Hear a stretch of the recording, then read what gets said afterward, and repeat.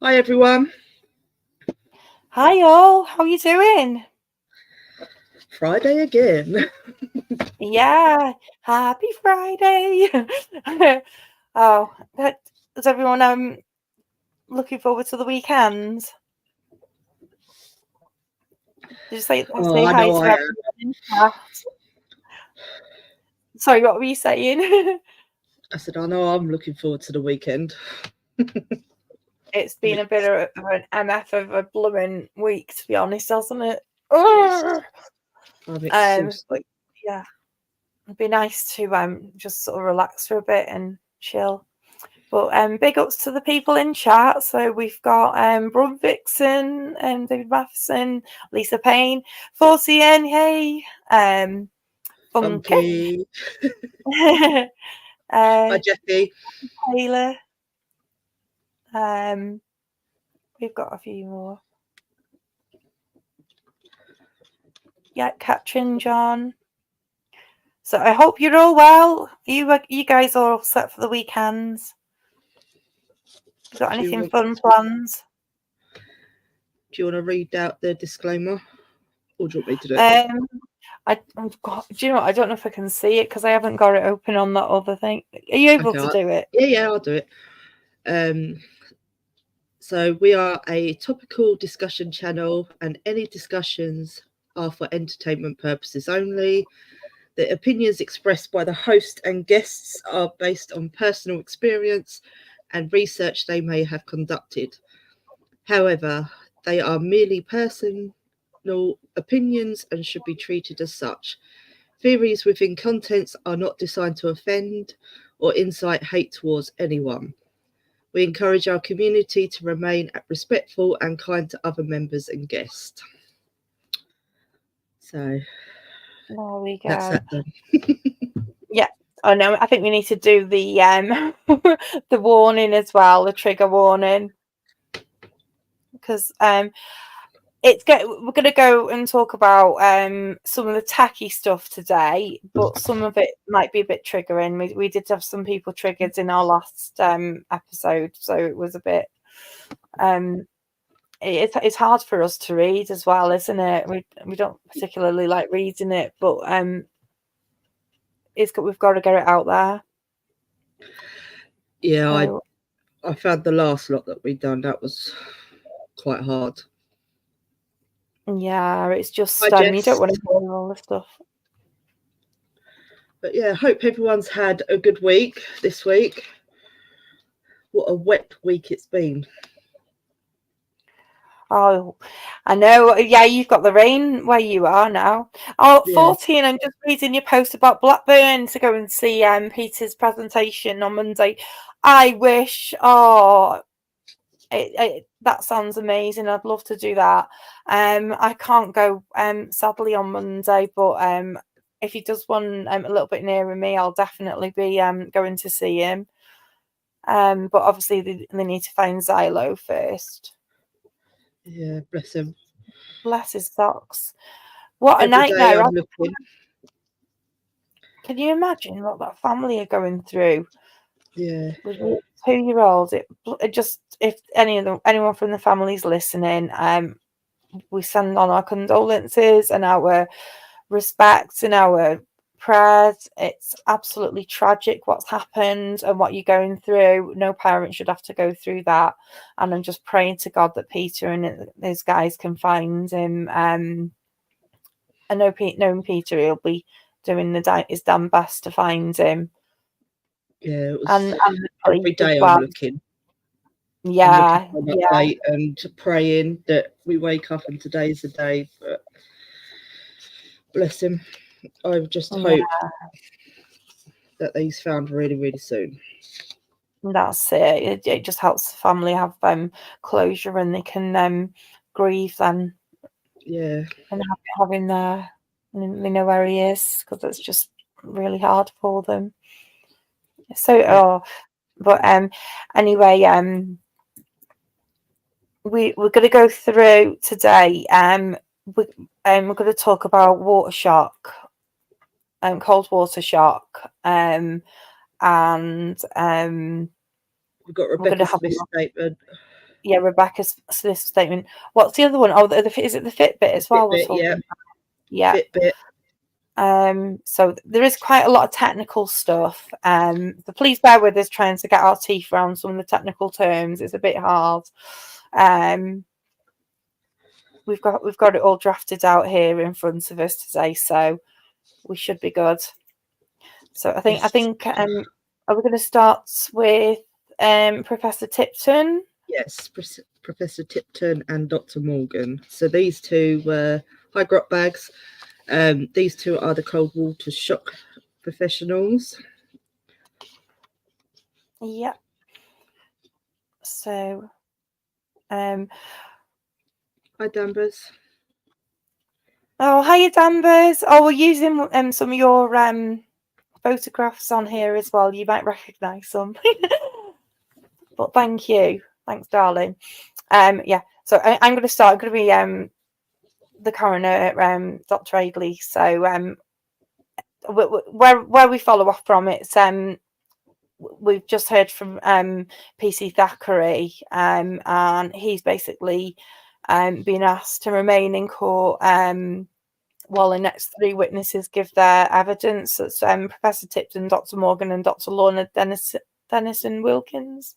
Have we got her as well? Yeah. Yeah. So he's been asked to remain in the room in case there's any questions. And then he calls up Professor Tipton and asks him to come and take a seat, and he gets sworn in. Do you want me to read the sworn? No, I know it all from the last law. I swear by Almighty God. And yeah, I think maybe. So he says, take a seat. Could you, one after the other, introduce yourselves and explain your professional expertise and what it relates to, please? So Professor Tipton says his name is Professor Michael Tipton from the Extreme Environments Laboratory at the University of Portsmouth. They undertake research into psychological and pathophysiological responses in events of cold water shock.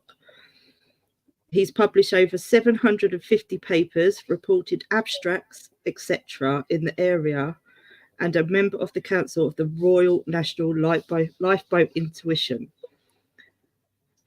They work with all the leading search and rescue organisations in terms of response and cold rescuing people in cold water. And then Dr. Morgan says he's Dr. Patrick John Morgan. He's a medical practitioner. My clinical work is as a consultant and anaesthesia and pro-hospital medicine in North Bristol NHS Trust. Works with ERTS Cymru, as known as Wales Air Ambulance. He's drowning expertise, where he sits at the moment, is an advisor for Surf Life 7GB and has done for the last 12 years. A medical director for His Majesty Coast Guard. Is involved, as is of Professor Tipton, with the Royal National Lifeboat Institute as an ad hoc advisor, contributed to several internationals. He guidelines with the resuscitation of drowning casualties and is involved actively in research, particularly cold water immersion and the respiratory and cardiovascular response at the University of Portsmouth. As a postgraduate student, while he was acting independent medical officer. Okay, and then the coroner says, I appreciate that probably the study of drowning is a relatively narrow field, but where would you say on a scale of 1 to 10 is where 1 is you've got no experience of or very little experience of drowning, and antennas, you've got a lot. Where would you sit on the scale? I'm imagining that you're fairly preempt, aren't you? And Professor Tipton replies, yes, thank you. With a little laugh, shall I add with that? I always think of Tipton and Lipton, like Lipton tea. Imagine Professor sitting and drinking this. Oh, you get these images in your head when you're reading through it all. So Professor Coroner Adley says, so I wasn't suggesting you didn't know. I was just trying to get an understanding. And he put, well, yeah, I would say probably in terms of psychological responses to cold water immersion, we lead the world in terms of expertise. Okay, so world expert, yeah. Okay.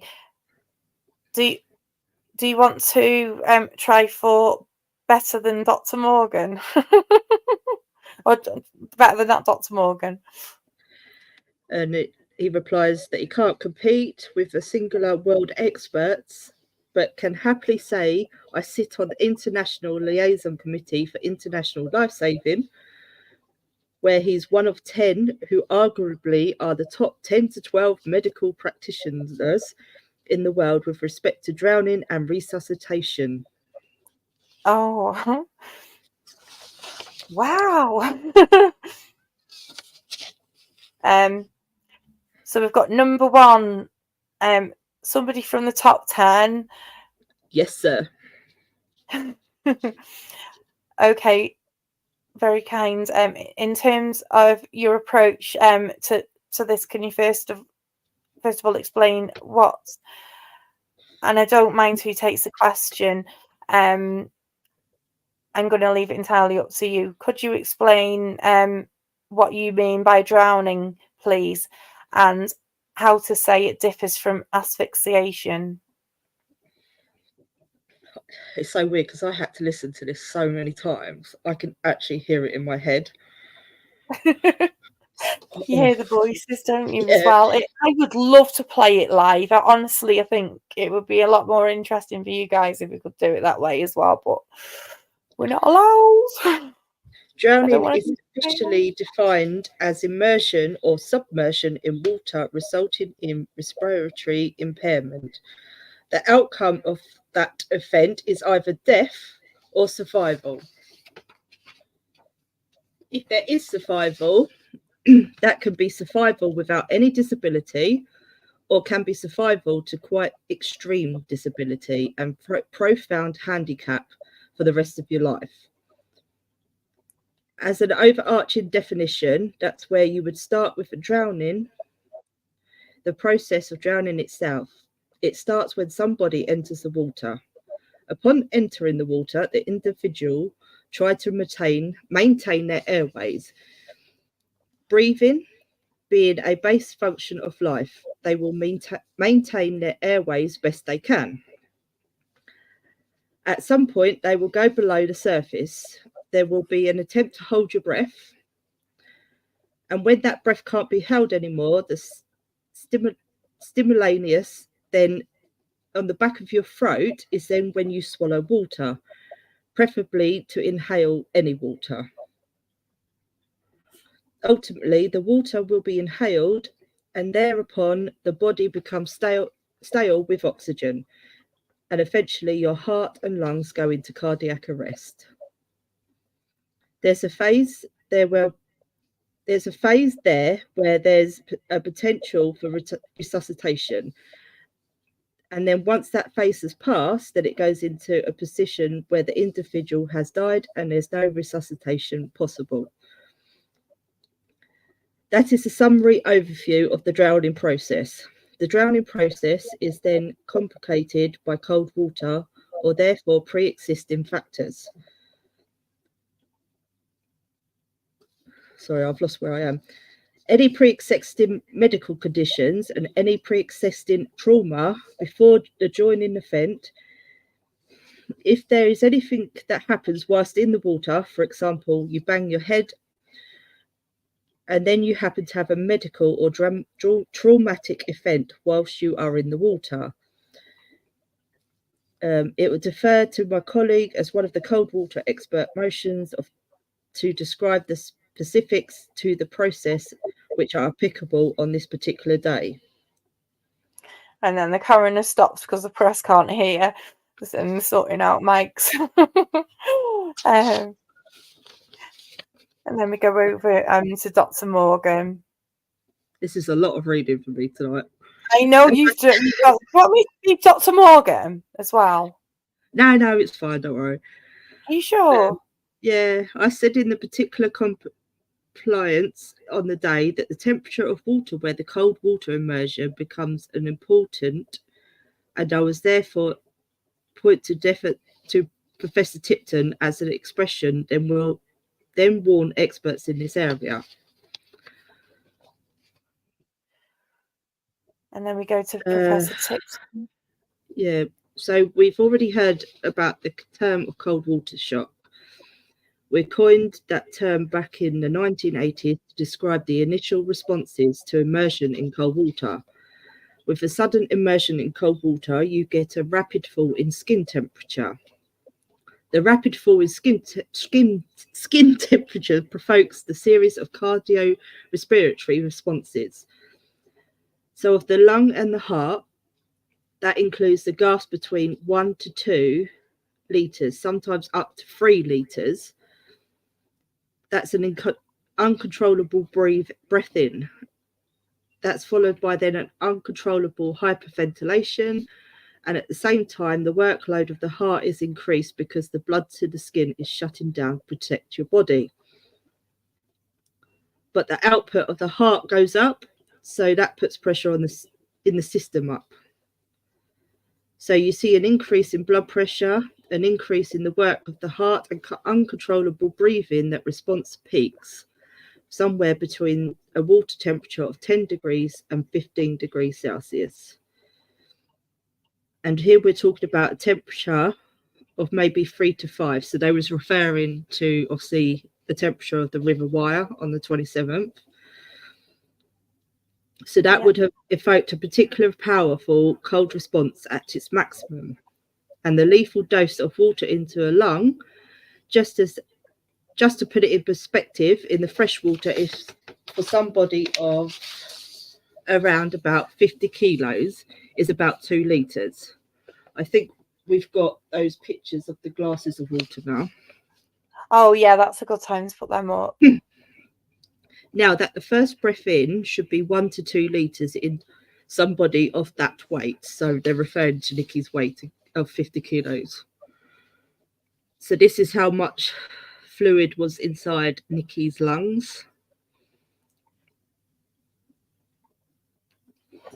So you had 150 millilitres of water in the right lung and 50 millilitres of water found in the left lung. Did I say young or lung? Lung. Your lung.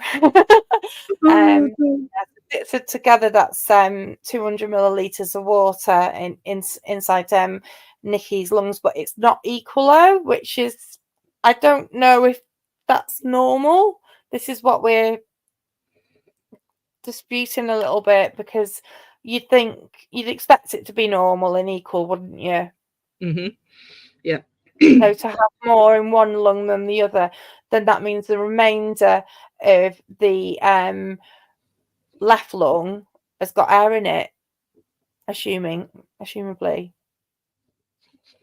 So why is that? I don't understand why that would be. So that's what the pathologist told us in the inquest, isn't it? Yeah. So that's referring back to what the pathologist says. Refresh ourselves. Trying to knit it all back together, so that everything relates to things that you've already heard if you've been following the other parts to this. I hope it makes it easier for you. Right. So someone of 50 kilos weight, it should only take 1 to 2 breaths to cross the lethal dose for drowning, We call that cold shock response, and it peaks immediately after immersion. And then around 1 minute in, it's more, more able to, so it's more that to be able to control your breathing, and then you're in a better position, which is why they heard from PC Thackeray about their underpins, the ROI Float to Live campaign. So you do very little in the first minute, and then you get until you get your breathing back to control. Oh, that's where they float on the back, isn't it? So if you ever fall in water, just relax. First key, number one's relax. Roll onto your back so that your legs and your body and everything are all on the top of the water, and you take a big deep breath of air in and relax, and then just don't try and exit. Just think about what's just happened, because it's getting over the shock that's the killer. And then eventually you'll be able to maybe like see a way out the water and react. But it's just initially the Float to Live campaign is just getting people to float on their backs just for that moment to get over the shock. Justice, they said it takes 1 to 2 litres in somebody of a weight of 50 kilos. Yeah, and Kelly said that that there might be a difference in the size of the lungs, and there could be a slight difference, but not that amount. I think that's too much, unless Nikki's got a pre-existing medical condition, but she had a condition with her lungs, one lung being bigger than the other one, because that wasn't we were told by the pathologist that all Nikki's organs were normal. She didn't have any conditions. So, but Dr. Aidley says, all right, does this response vary with your body size or body mass? And the Professor Tipton replies, no, the response is initially by receptors, just 0.18 millimeters below the surface of the skin. So right on the surface of the skin, and they're cold receptors, and they're particularly sensitive to a change in temperature, i.e. the one you would see going from air to water. So body fatness, body size doesn't really make any difference to those initial responses. Their body size does make a difference to the next set of responses as you start to cool from the outside in. But in terms of the skin temperature, that is not going to be affected by the body size or body shape. It's going to be straightforward cold shock response. What will affect the cold shock response is clothing, because obviously if you've got clothing on, you're now slowing the rate at which the skin temperature falls. However, this bit makes me laugh. Everyday clothing, like clothing that you would wear, end up with the kind of conditions in winter, dog walk, that doesn't really slow down the change to skin temperature. It doesn't provide any great barrier to sudden fall in skin temperatures. So we may have seen a slight reduction in cold water shock response when we've tested people going into cold water wearing heavy everyday clothing, but not like the reduction you see clothing.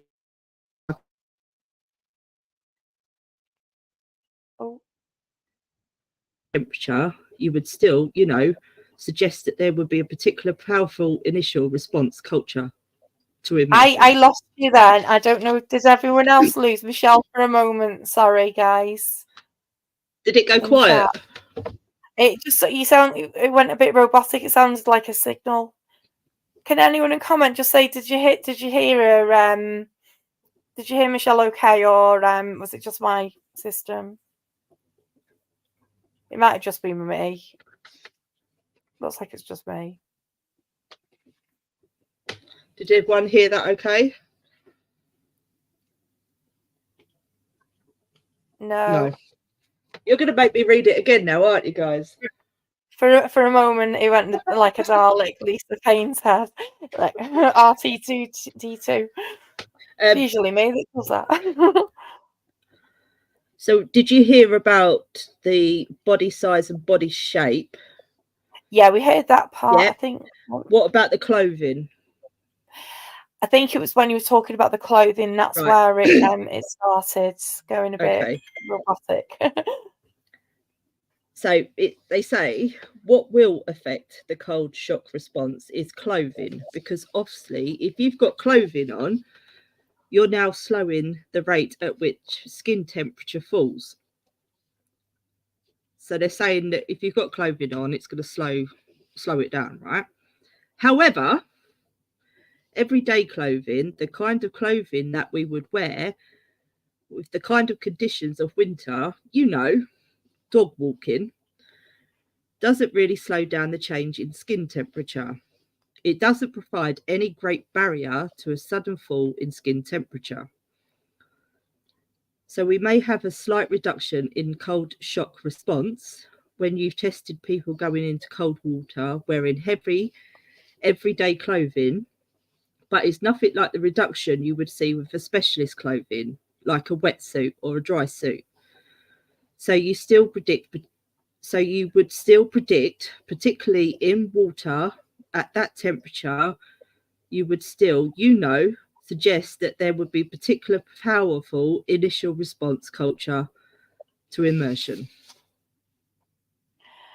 And then Dr. Aidley goes on to say, okay, I believe you've been shown photographs of what Nikki was wearing. You said in your comments would apply to the type of clothing she was wearing on the day, even though one of them was a sort of downfield puffer jacket. Would that not protect you? And then Professor Tipton, yes, sir. That there would be no real protection in the clothing that Nikki was wearing on the day, or it would very easily get under the clothing, and there was no specific clothing protecting the water. Well, basically, no specific clothing that would stop the water getting to the skin. So very quickly, the clothing would be saturated. Water would go underneath the clothing and induce the change. Next page.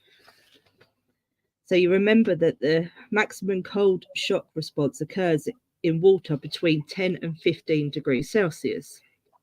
Because of the rate of change in skin temperature and that water temperature range creates, if you add some clothing, you may slow the rate of change of the skin temperature a bit.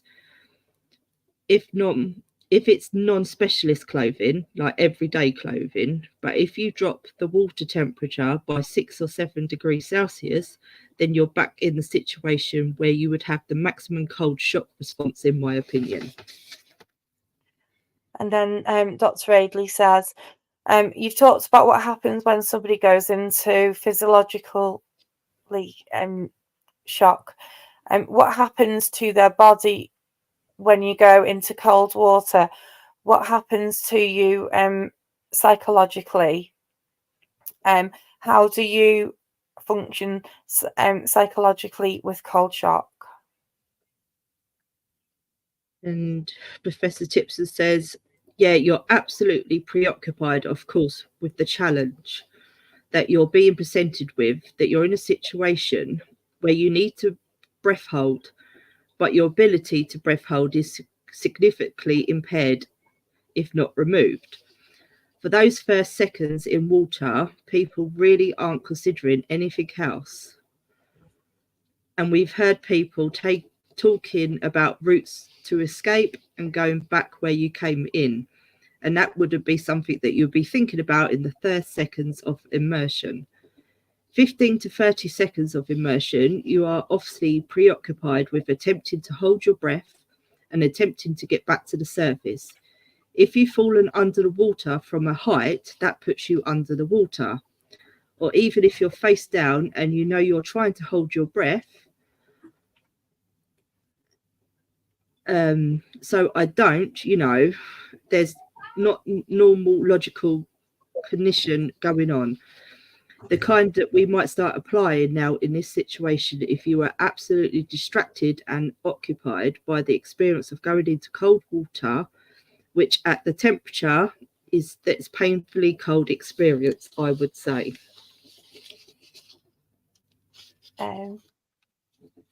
Sorry, I just had to mute you then. My kids were arguing. So the coroner says, all right, in your reports you've talked about what happens subsequently, and you talk about whether someone has drowned or time to unconscious. This is relating to them in water, is it? 14, I think what they're getting at here at the moment, because they're talking about cold water shock, they're talking about what you would be going through in the first 10 to 30 seconds of you entering the water. So you've got two responses. You've got what your body does, that's your physiological physiological response, and then you've got your psychological response, which is what you're thinking. So you probably go into a panic at first, and this is what they're saying, and you'd also be attempting to hold your breath, but then your body, so which is a physiological thing, is trying to gasp, and that's a reflex action. I think that's what he's saying. I thought he just said, sorry, I'm jumping ahead a little bit. Forgive me. We've got Professor Tipton responding to Dr. Aidley's question about if somebody is, like in terms of if they've drowned, whether someone's drowned or time unconscious, is it related to them in the water? Yeah. Hi, Rising Spirit. Have you read your Adler, yeah?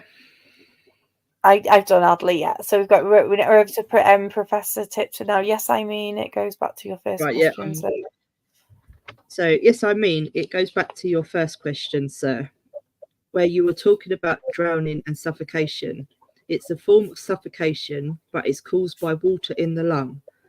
There are some academic differences between fresh and salt water, but essentially you've got air replaced by water in the lung, which means the gas exchange just doesn't occur.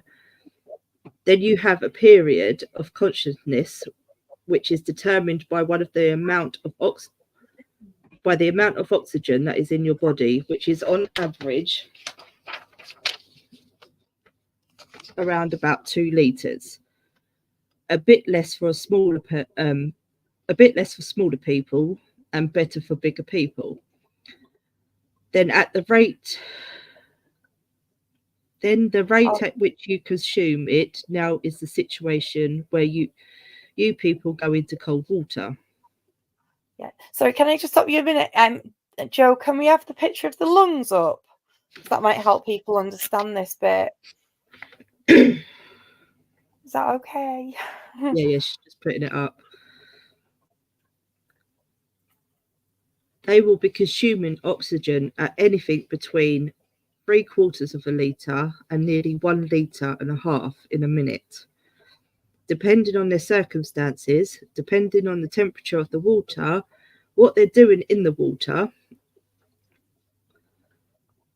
So you can work out with just simple mathematics that if you know that, oh God, literally everything's like jumbling up in front of me.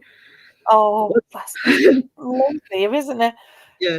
So that if you know that, once half the oxygen in the body has been used, you are entering unconsciousness, and that gives you around 25 seconds up to 40 odd seconds, 48 seconds unconscious, but not all of that is used for unconsciousness. So in the situation, the worst case scenario where you've gone into very cold water and maximum cold shock response, you've aspirated water, you've replaced the air and the lung with water, which the air is one of the reservoirs of oxygen you have in the body, because 21% of air in your lung is oxygen. But if that's been replaced by water, then you don't have any oxygen available to you. In that situation, you may well have as little as 25 seconds of unconsciousness, but not of consciousness, not unconscious. Of consciousness, sorry. But not all of that would be useful. Not all of that is something that we can say, okay, I need to do this, I need to do that, particularly as the cultural response will be still running at the time. So it's a very rapid incapacitation. And then Dr. Aidley says, I'm sorry there, you said the oxygen reservoir in the bodies was between 1.5 litres, and so there was a number of figures that you went through rather quickly, and I didn't get it from there. The first one that you give was cold water. The first thing was 0.75 litres to, and then it's perfected. Yeah, so about 1.4, 1.5 litres per minute of oxygen is used. So that's the amount you're using depending on what you're doing and how hard you're struggling to get back to the surface or exit from a ditch, inverted craft, etc.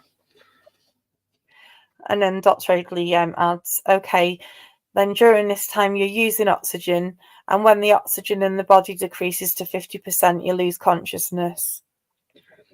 That's the general rule, that if you have about 50% of oxygen, which for on average is you've used about a litre of the 2 litres that is available to you, then it's not an unreasonable estimation that consciousness will be lost at that point. But before you get to that point, before you get to that point where you've lost consciousness, of course you start to go into semi-consciousness. I think that's meant to be unconsciousness. And so you're not functional for all of the time.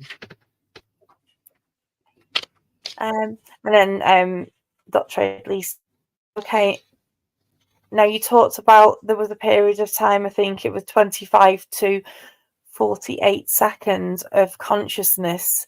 The range was you gave, I'm just checking. No, those numbers are reasonable for you. No, with the prerequisites that have 2 leads to start with, you're using it at about 1.5 litre and 17.5 to 1.4 litres per minute. And Dr. Aidley says, this is maybe where I misunderstood. So that's if you've got 2 full litres of oxygen, then you said as you go into the water, the first thing with cold water shock is that you try and gasp. And if you gasp and inhale water, you immediately lose 21% of that 2 litres, which immediately shortens your period of consciousness. Is that right? It's closer, because about 40% of the oxygen available to you of that 2 litres is in the lung. So it's 21% of your lung volume. Of course, for every litre of air in your lung that is replaced with water, you're losing 21% of that as oxygen. So as you take water into your lung, you're losing your largest store of oxygen in the body. I'm so sorry, guys. This is like really long-winded to read. It's hard. So absolutely a gasp response that takes 1 to 2 litres into a lung and then the next 2 or 3 breaths, and more water goes into the lung, then you're reducing significantly very quickly your oxygen supply. I should say that the lethal upper sort of lethal dose from drowning in work, that's been done around about 22 mils per kilogram for seawater, which is not relevant. So it's 44 mils per kilogram for fresh water. So you can work out from somebody of around about 49 kilos to be the lethal dose in the roundup, just under 2 litres of water. As I just said, your initial gasp can be coming close to that, but certainly with 1 to 2 breaths of that, you'll have crossed the lethal dose. Oh, and then Dr. Aidley says, okay, sorry, just so that I understand this, when you're talking about the 1 or 2 breaths, and you have crossed the lethal dose, that's because you have lost oxygen, or is it for some other reason? See, even Adley didn't understand this. He's questioning it. Is a little. He's just he's really like querying. At least he's asking, I suppose, isn't he? Right, to elaborate. So that's because you've put sufficient water into your lung to damage the lung, and therefore it's damaging the lining of the lung. The alveoli, I can't say that word. The alveoli. That's it, alveoli. Are collapsing, and you're not going to be able to exchange oxygen and CO2. So the water into the lung is going to cause damage to the lung, and the amount of oxygen you're left with is then being used up at the rate depending on what you are doing. So on that diagram of the lungs, that shows the alveoli, and that's where oxygen diffuses from your lungs in the alveoli, and that goes into your bloodstream, and then it gets pumped around your body. That's where that diffusion happens in the alveoli. It's microscopic, tiny little areas. There's lots of them. Anyone that's had any lung issues will probably know about that. But Joe, if you stick the diagram of the lungs back on, it might be helpful for people to understand again. I know you've seen it already. It just kind of helps if you can visualize it. Sorry.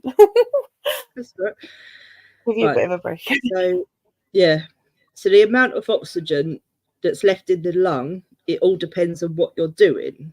And if most people in this situation are working fairly hard to get themselves to the surface and to get their airways clear of water to keep themselves afloat, and in this situation, you'll be using more oxygen at the rates that we've discussed. The remaining oxygen will then be dependent on how much water that you've taken into your lung. Volumes in the lung are not enormous, but you could easily be 1 to 2 litres in a situation where you're gasping under cold water. And then Dr. Aidley says, okay, as I understand that there are 2 possible mechanisms by which you can guide. The first is you inhale. In Nikki's case, 2 litres of water. In the first few seconds, you could take a couple of gasps, and that would fill the parts of your lungs that store the oxygen that do the oxygen and carbon dioxide exchange, allowing you to breathe. That will kill you. There's also, you have a certain amount of oxygen in your body, and if you aren't able to get your head above water and you're trying to swim, you're running out of oxygen. On a best case scenario, within 48 seconds, you could be significantly less than 25. simply because you're burning the oxygen to stay afloat and keep your face out the water. And once you get to 50%, you're going to lose consciousness and end up face down in the water again. And then Correct. Professor Tipton says, yeah, so correct. Absolutely. I mean, absolutely, yeah. And the damage to the lung essentially starts the suffocation process. And during that of suffocation process, it is then dependent on how much you obviously have on board the body and how quickly you're using it, which is essentially the conversation we've just had. And then Dr. Aidley says, all right, is there anything further you want to talk about in terms of cold water shock or any other matters before I ask you? You've listened to PC Thackeray and the river and seen the video footage of it, and you've seen pictures of Nikki's clothing. Is there anything further that you wanted to discuss before I ask you, what do you think happened? You've also had the benefit of Dr. Rama's evidence with her conclusions on drowning. And is there anything further before I ask you to take me through what you think happened in this case? And then Dr. Morgan answers this. So we've discussed numbers on oxygen consumption. These are optimistic upper end limits. The consideration here is if the initial massive inhalation has occurred above the surface of water, there is a period of breath hold. That breath hold time in this temperature of water would be seconds, so less than 10 seconds at best. Compounded with us, as described, is the surge of adrenaline that your body gets. The heart rate goes up excessively high. The blood pressure surge is excessively high. And we have a case where a normal, fit, healthy people in that surge in heart rate exceeds what the heart is capable of coping with. And the heart does comes to a standstill. It's like the heart can go into a standstill, so the electrical activity of the heart is such that does not function. Dr. Aidley says, so it doesn't pump any blood. And then Dr. Morgan, it doesn't pump any blood, and therefore no blood pumping. It's irrelevant hemorrhage. Oxygen you have in your system. The brain switches off. These, of course, are options, sorry, not opinions. But the caveat for yourself, so that these are the optimistic of Brent, and that the process may have been significantly quicker. The oxygen numbers that we've quoted, the duration of breath hold quoted, the potential consciousness time period quoted are optimistic. So basically they're saying everything they've discussed at the moment is just being optimistic. So it's like at best, isn't it? Yeah, these are Britain's limits. Oh my God. So if you're in Britain, you've got different limits. Yeah, I suppose each country might have like different climates, but then there's obviously places like Sweden and Canada where they've got really, really much colder climates to us, and people do survive being in cold water. Like, again, I've said this in other videos, the Titanic survivors went into freezing cold ice water for quite a long duration of time until they got picked up by the boats. Yep, exactly. So this is a little bit debatable, I'd say, but we'll carry on.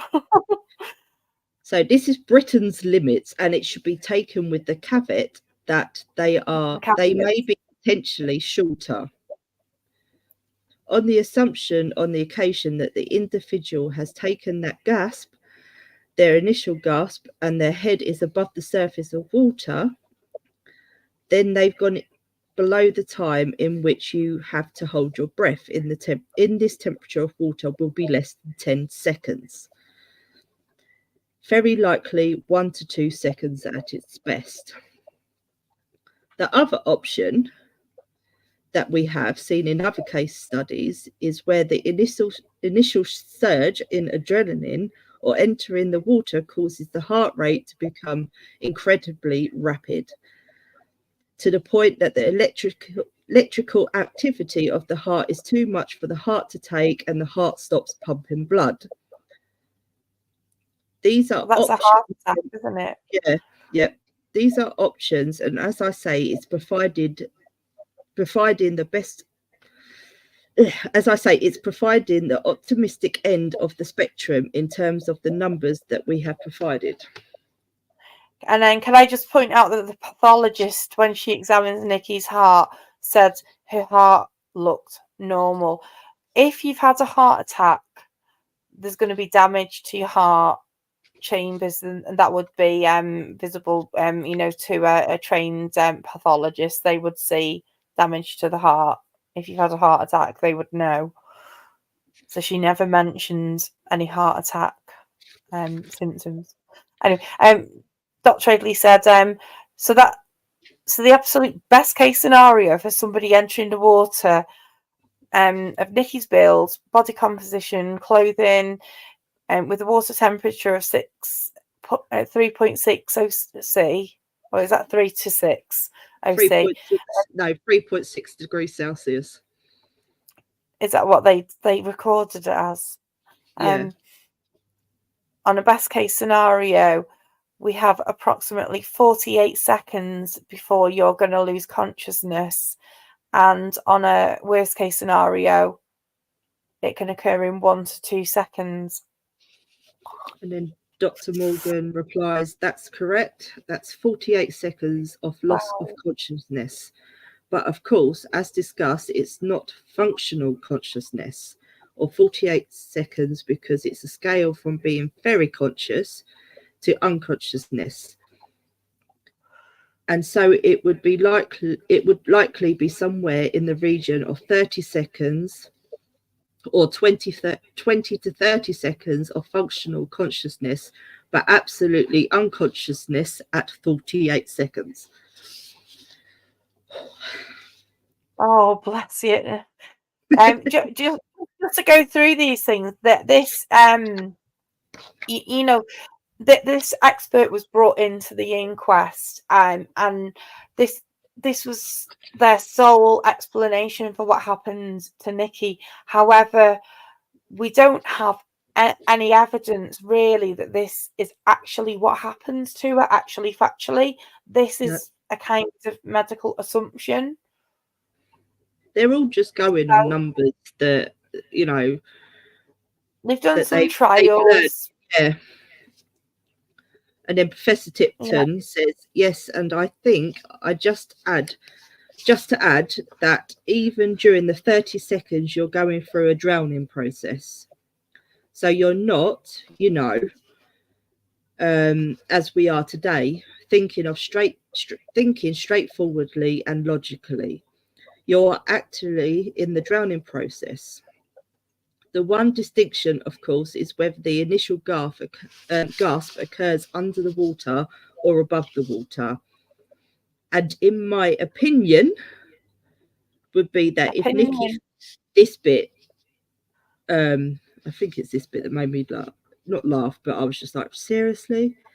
And in my opinion, would be that if Nikki fell into the water at the point that we've seen, there's a good chance the initial gasp would have been almost instantly instantaneous. Yeah, an immersion because of cold water would have occurred with her head underwater, and absolutely part of the culture of response, and also a challenge, as I've seen. The heart, and therefore various things, whether you are facing the water, or face in the water, or face out of the water, that makes the challenge more or less likely to be a primary case. causing this problem. But I mean, I would absolutely agree with what I've heard so far this morning, that the cause of death was drowning. So Dr. Adley says, the standard of proof in this court is a balance of probabilities. So if I was to say to you, I mean, Dr. Armour has talked about there being debris beneath the vocal cords and in the back of the larynx, and there's a small amount of water in the stomach, and there's water in the lungs. You've described the various mechanisms. If I was to ask you on the balance of probabilities, do you think in this case, when Nikki has entered the water and almost immediately taken a gasp with her head under the water, meaning death is almost within a matter of seconds, or in this case, she's managed to get her head back out the water and had 50 seconds of decreasing consciousness? Which do you think is the most, which do you think on balance of probabilities is most likely? If you can't say that's entirely appropriate and appreciated, but there won't be controlled trials of this. Right, guys. It's the controlled trials are like they can't research this because it wouldn't be ethical, was it? No. So, right, but listen to this bit, guys. This bit is what made me go, what? So in my opinion, given the nature of the likely entry into the water at speed down the steep slope and then into deep water, I would suspect that Nikki had a gasp response under the water, and initially the drowning response very quickly. It's quite normal. See it in over two-thirds of drowning victims, that they will swallow as part of that process of gasping and swallowing. Gasping and swallowing, he repeats. So that would explain water in the stomach. It's quite normal observation in people who drown. So I think if you know on the balance of probability, I would say this is a fairly rapid incapacitation caused by cold shock and aspiration of water on the initial submersion. Yeah. So then now, so he's basically saying she fell down this on this steep slope and fell into the water at speed. And then it's really deep, but if you I'd love to know if these guys have actually been to St. Michael's where Nikki apparently fell in. Now, bearing in mind, guys, as well, just bear this in mind, they don't know for sure, factually, where she entered the water. No. Yeah, all of this is an assumption. They don't know that. They're assuming she went in by the bench, but they don't know that for sure. She could have gone by the brick building. She could have fallen down that bank down there, or she could have carried on walking and gone over the stile and gone in the water, more nearer the islands. Yeah, I found that statement very. I just couldn't believe that he was saying that, like, at speed down that steep slope. And it's like, it's I wouldn't say it's not. It has got an incline to it or downcline to it when you're at the top, but it's not to the point that you're just you're not going sledging down a great big hill at fast speed. Yeah, it starts off with a small incline, and then it gets a bit steeper as you approach the bank, and then the bank's obviously got a man-made wall by it, so it's kind of, I suppose, like the edge of a swimming pool by the time you get to the edge. But the water, when you look down, you can see rocks, so it's not actually like hugely deep. There's a ledge of rocks, and then when you walk towards the middle of the water, then the rocks stop, and then there would be probably a sheer drop down there, or there is a more sheer drop down, and the water looks more blacky. And I know that from being there. Yeah, so just take this with a pinch of salt. It was more, I would say that it was more steep, well past the red brick building, than it is by the bench. Yeah. Well, right by the brick building, there's a longer steep area, isn't there? It's kind of, so like, I think it's wide, it's a wide area to walk on, but then if you do get to the edge, it's quite steep, and it's a long rolling, steep area. So she went in by there potentially, but again, by there the water isn't particularly deep. No. Oh, it's crap. Yeah, let's get back to this because we've got a lot to get through, haven't we? So much. Sorry, guys. No. Anyone to sleep? Let's do a check-in on everyone. He's still with us. Oh. Yeah, I was talking about diatoms, but they never mentioned diatoms. Not one mention of diatoms. And I was watching Silent Witness, and they were talking about diatoms, and I was shouting at the telly, going, "Why did they not look for diatoms with Nikki's case?" Watching Silent Witness, even Silent Witness know about diatoms, but they don't in Nicola Bully's when they're doing a pathology. But 14, if she had slipped and fell down that embankment, there would be marks. I do, Brunswick. There would be marks on the floor. So when everyone, they found the phone and dog and the harness on the floor, they would have seen slip marks on that floor. This is what I don't get. Yeah, that's the thing, isn't it? If you'd gone down by the brick building, you would have definitely, if somebody's like slid down there and probably been putting their feet down on the ground trying to stop themselves from going down, that there would have definitely been some skid marks. But then again, they never closed that section off, did they, to the public to actually go forensically search it, because they might have found footprints, they might have found more marks within the grass and the mud. It was frozen that day. It was very cold and frosty, but they would have it would have probably been quite crunchy to walk on, with footprints.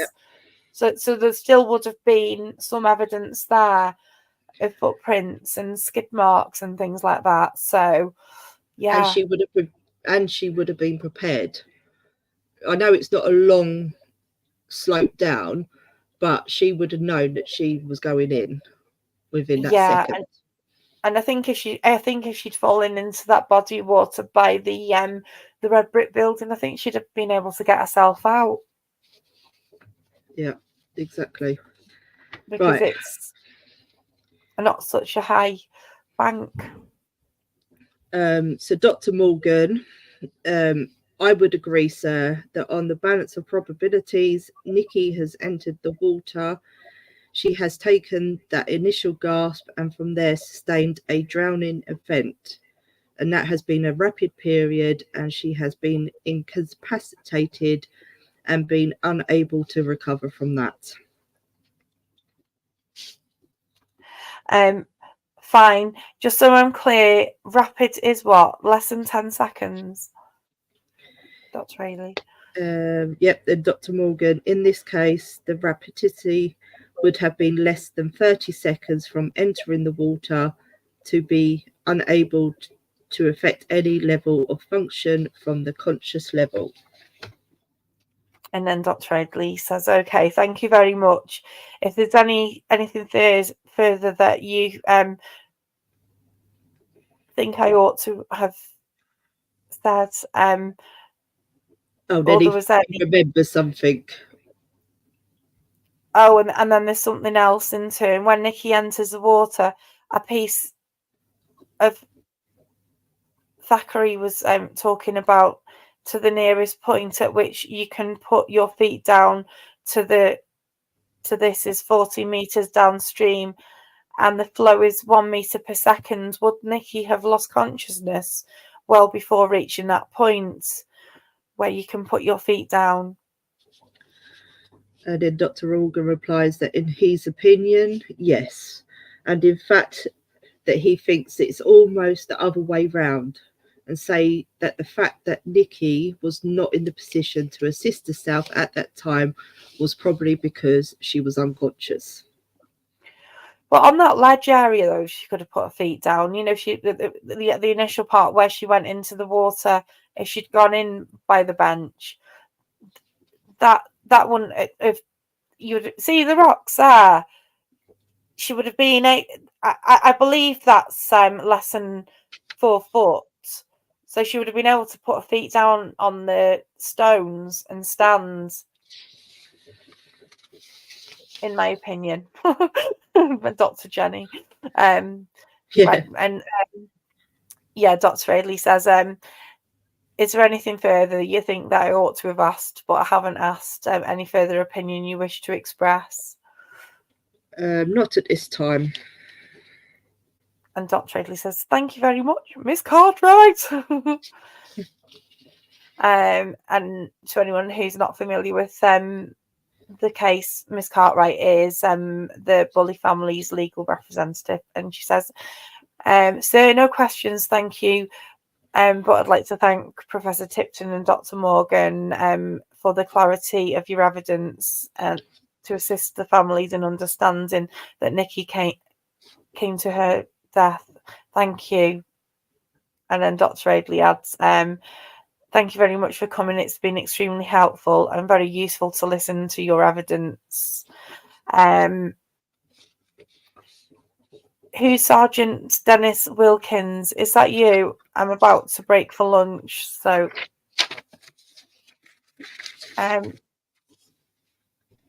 oh, right. So this is they're going to break for lunch, but it's Sergeant Dennison Wilkins. So that's Dr. Lorna Dennison Wilkins. Sorry, I forgot to take that bit out. It's all right.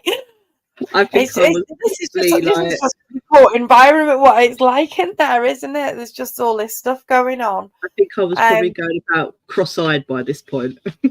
Yeah, fair play. Big ups to Michelle, right? Fair play to you. She has transcribed all this, you know, and it's been a nightmare. And then obviously we're paraphrasing it a bit. Obviously, we've got conditions that we're allowed the audio. We're not allowed to play the audio in public. We're allowed to transcribe it. We've got to make you aware that the transcription is our own transcription from the audio. It's not the official one from the court. And we can't play anything because we'll go to jail basically. So, but we don't want to go to jail. And they repeated themselves a lot, and there was a lot of in it. So I'm trying to ignore the bits now when I'm reading it out because it just I say enough I put them in naturally, I think. I should do yoga.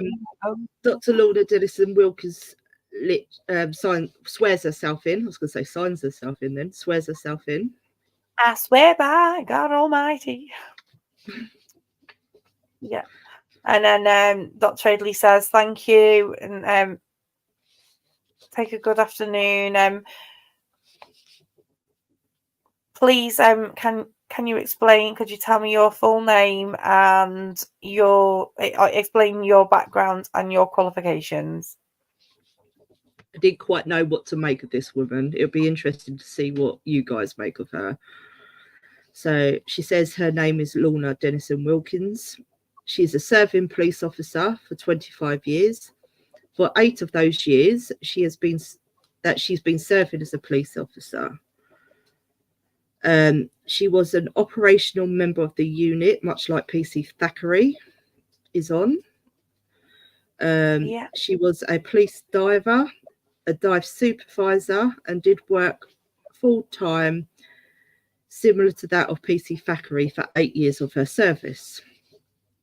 In 2007, she was qualified as a police search advisor. So they plan and conduct searches for high-risk missing people, and she remains to be a police search advisor now.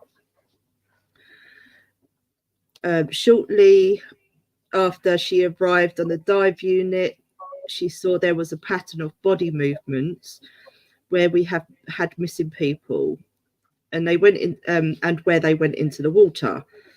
She started to do her research project, which she continues to do to this day. And in 2021, she was awarded a PhD for her research in this area. She is now doing a postdoctoral research in the area, as well as her duties as a police officer. And Dr. Adley just wanted to know, in terms of your doctorate, what's it in particularly? So the title of her thesis is A Human Body Movement in Inland Waterways. And then Dr. Adley says, so, okay, your thesis is in the movement of bodies after they've died in any form of inland waterway. She replies, yes, but however, the findings of her research can be applied to marine or other environments. And the coroner says, okay, you've been in court and had the opportunity of listening to Dr. Armour, PC Thackeray, Professor Tipton, Dr. Morgan. In terms of their evidence, is there anything that you could disagree with? Anything that you would wish to comment upon? She replies that not relating to their areas, no. And then the coroner asks, in terms of your own expertise with this, I appreciate that you may not be able to answer these questions because you do not control trials of people drowning. Is there an anecdotal evidence that you can collect afterwards? Is that? And she replies, so her research involves field days.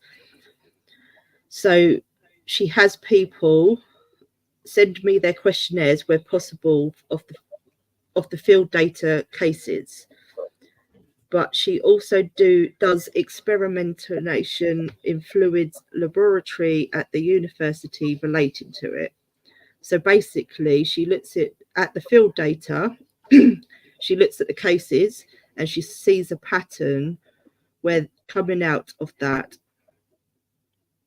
and then tested those things in the laboratory to try and sort of look at them in a more in more detail. In more specific detail. Oh, bless your heart! You're reading loads here. You're better than me. That I can't read out loud. I'm awful at it when it's scripted. But Dr. Adley says, okay, I believe there's no register of drowning in inland waterways in England. In your hold, the largest series of reports, is that correct? And she replies, so there were national statistics related to drownings. So the National Water Safety Forum basically collects statistics relating to drownings, but there's no register or any research that she's aware of about what happens to bodies of our missing people once they're in the water. What happens to them? There isn't anything else that I can find. Yeah, Joe, can we put that slide up, with the washerwoman's fingers thing? Is that all Yep, right? Oh, she's doing it. yeah. This might come in here. So the coroner says, okay, what you've heard Professor Tipton and Dr. Morgan talk about cold water shock, of somebody going into the water of this temperature, and in their view, on the balance of probabilities, a death could be instantaneous, but certainly, but on balance, probabilities would have occurred by 30 seconds. What happens to the body after that, please?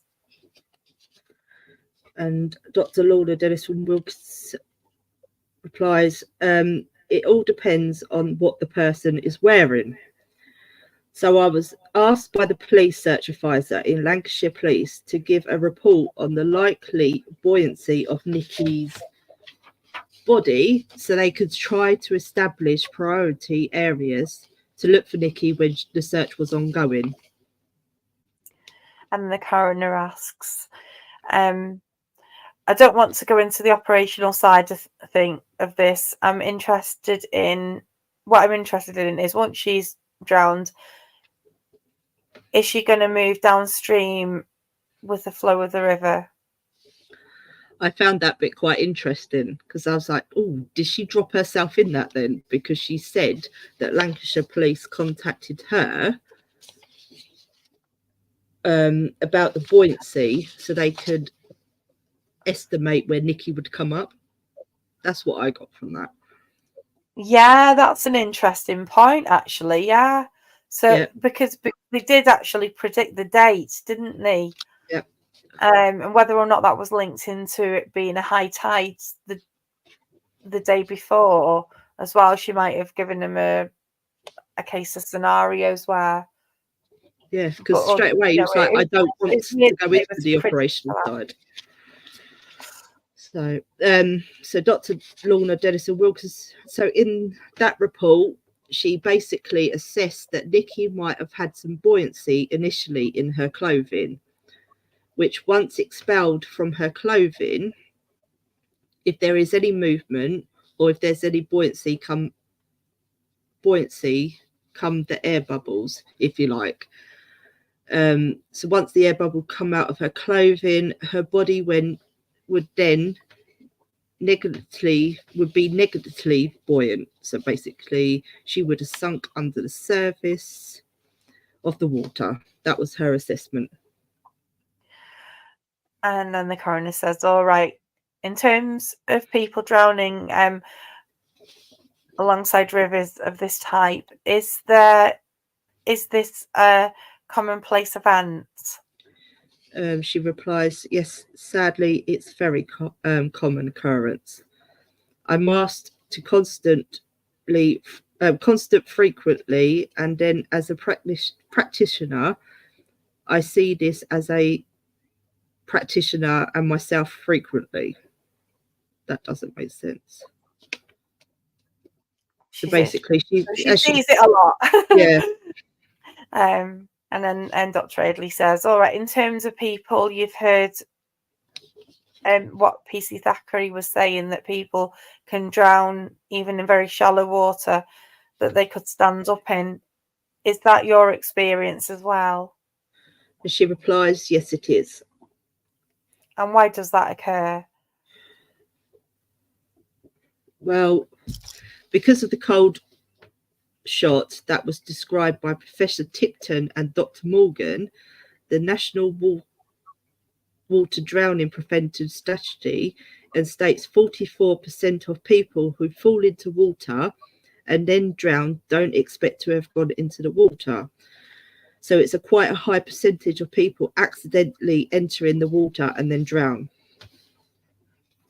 And then the coroner says, sorry, are 44% of the people who can you explain? Oh, sorry, how can you explain that statistic? And then she replies again, I'll make sure I'm quoting it correctly, and then pauses. Yeah. So the National Water Safety Drowning Prevention Strategy, and that states that 44% of fatalities and water occur when the person had no intention of entering the water. And then the coroner says, so you're saying that 56% of people were intending to go in the water and drowned, but 44% of the numbers that had drowned had no intention of going in to the water. Into the water. So yeah, the upper percentage might be on swimming accidents where they are swimming and then they've had an accident. But these ones relate to people walking or running near water and not intending to go into the water. And then the coroner says, okay, in terms of the events in question, no, I'm going to ask you that. I don't want to. I don't want to trespass into the area of search recovery and what happened. That's not a matter that I am able to. Oh, sorry, is that you? No, no. That's not a matter I'm able to deal with. Fine, all right. Is there anything else further that you think I would have asked, but I haven't covered? So there, basically, he thought of a question, and then he changed his mind. He said, "I'm not going to ask that." So what you need to understand from when you hear the audio is that, and when the coroner's speaking, he'll start a sentence and then he'll just stop and rephrase it a bit, and it's really, really hard to. We paraphrase, but it's hard to do, isn't it, with a transcription? It's hard to work it out, yeah. Yeah, you get, because it's been transcribed, and then we've got to go in and then we're kind of paraphrasing a little bit as we're reading it as well. Yeah. Because we don't want it to be word for word, but we are trying to keep it as near to what was said as possible, if that makes sense. Yeah. So we've got Dr. Lorna's response to this as well, haven't we? So there was just a bit about water trajectory from earlier about the flow of water. And then she asked, would it help for her to explain what water does, and therefore anybody in the water might follow that trajectory? Yes, please. So basically, water flows in a straight line as a general rule.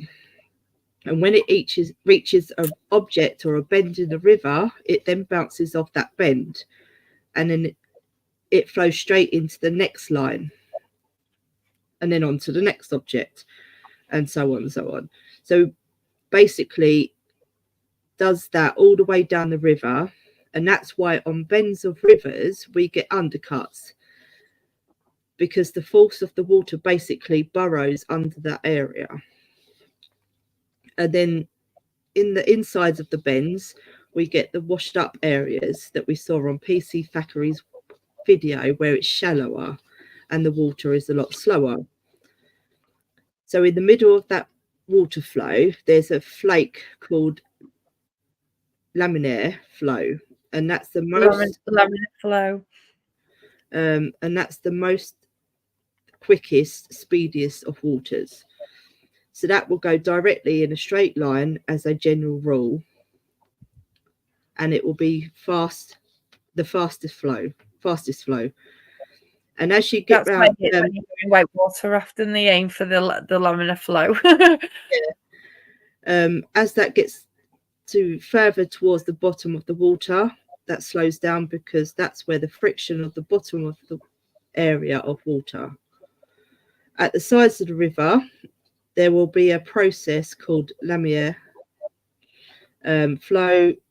So this is like a corkscrew dynamics, where the friction of water on the sides of the river basically create a corkscrew motion.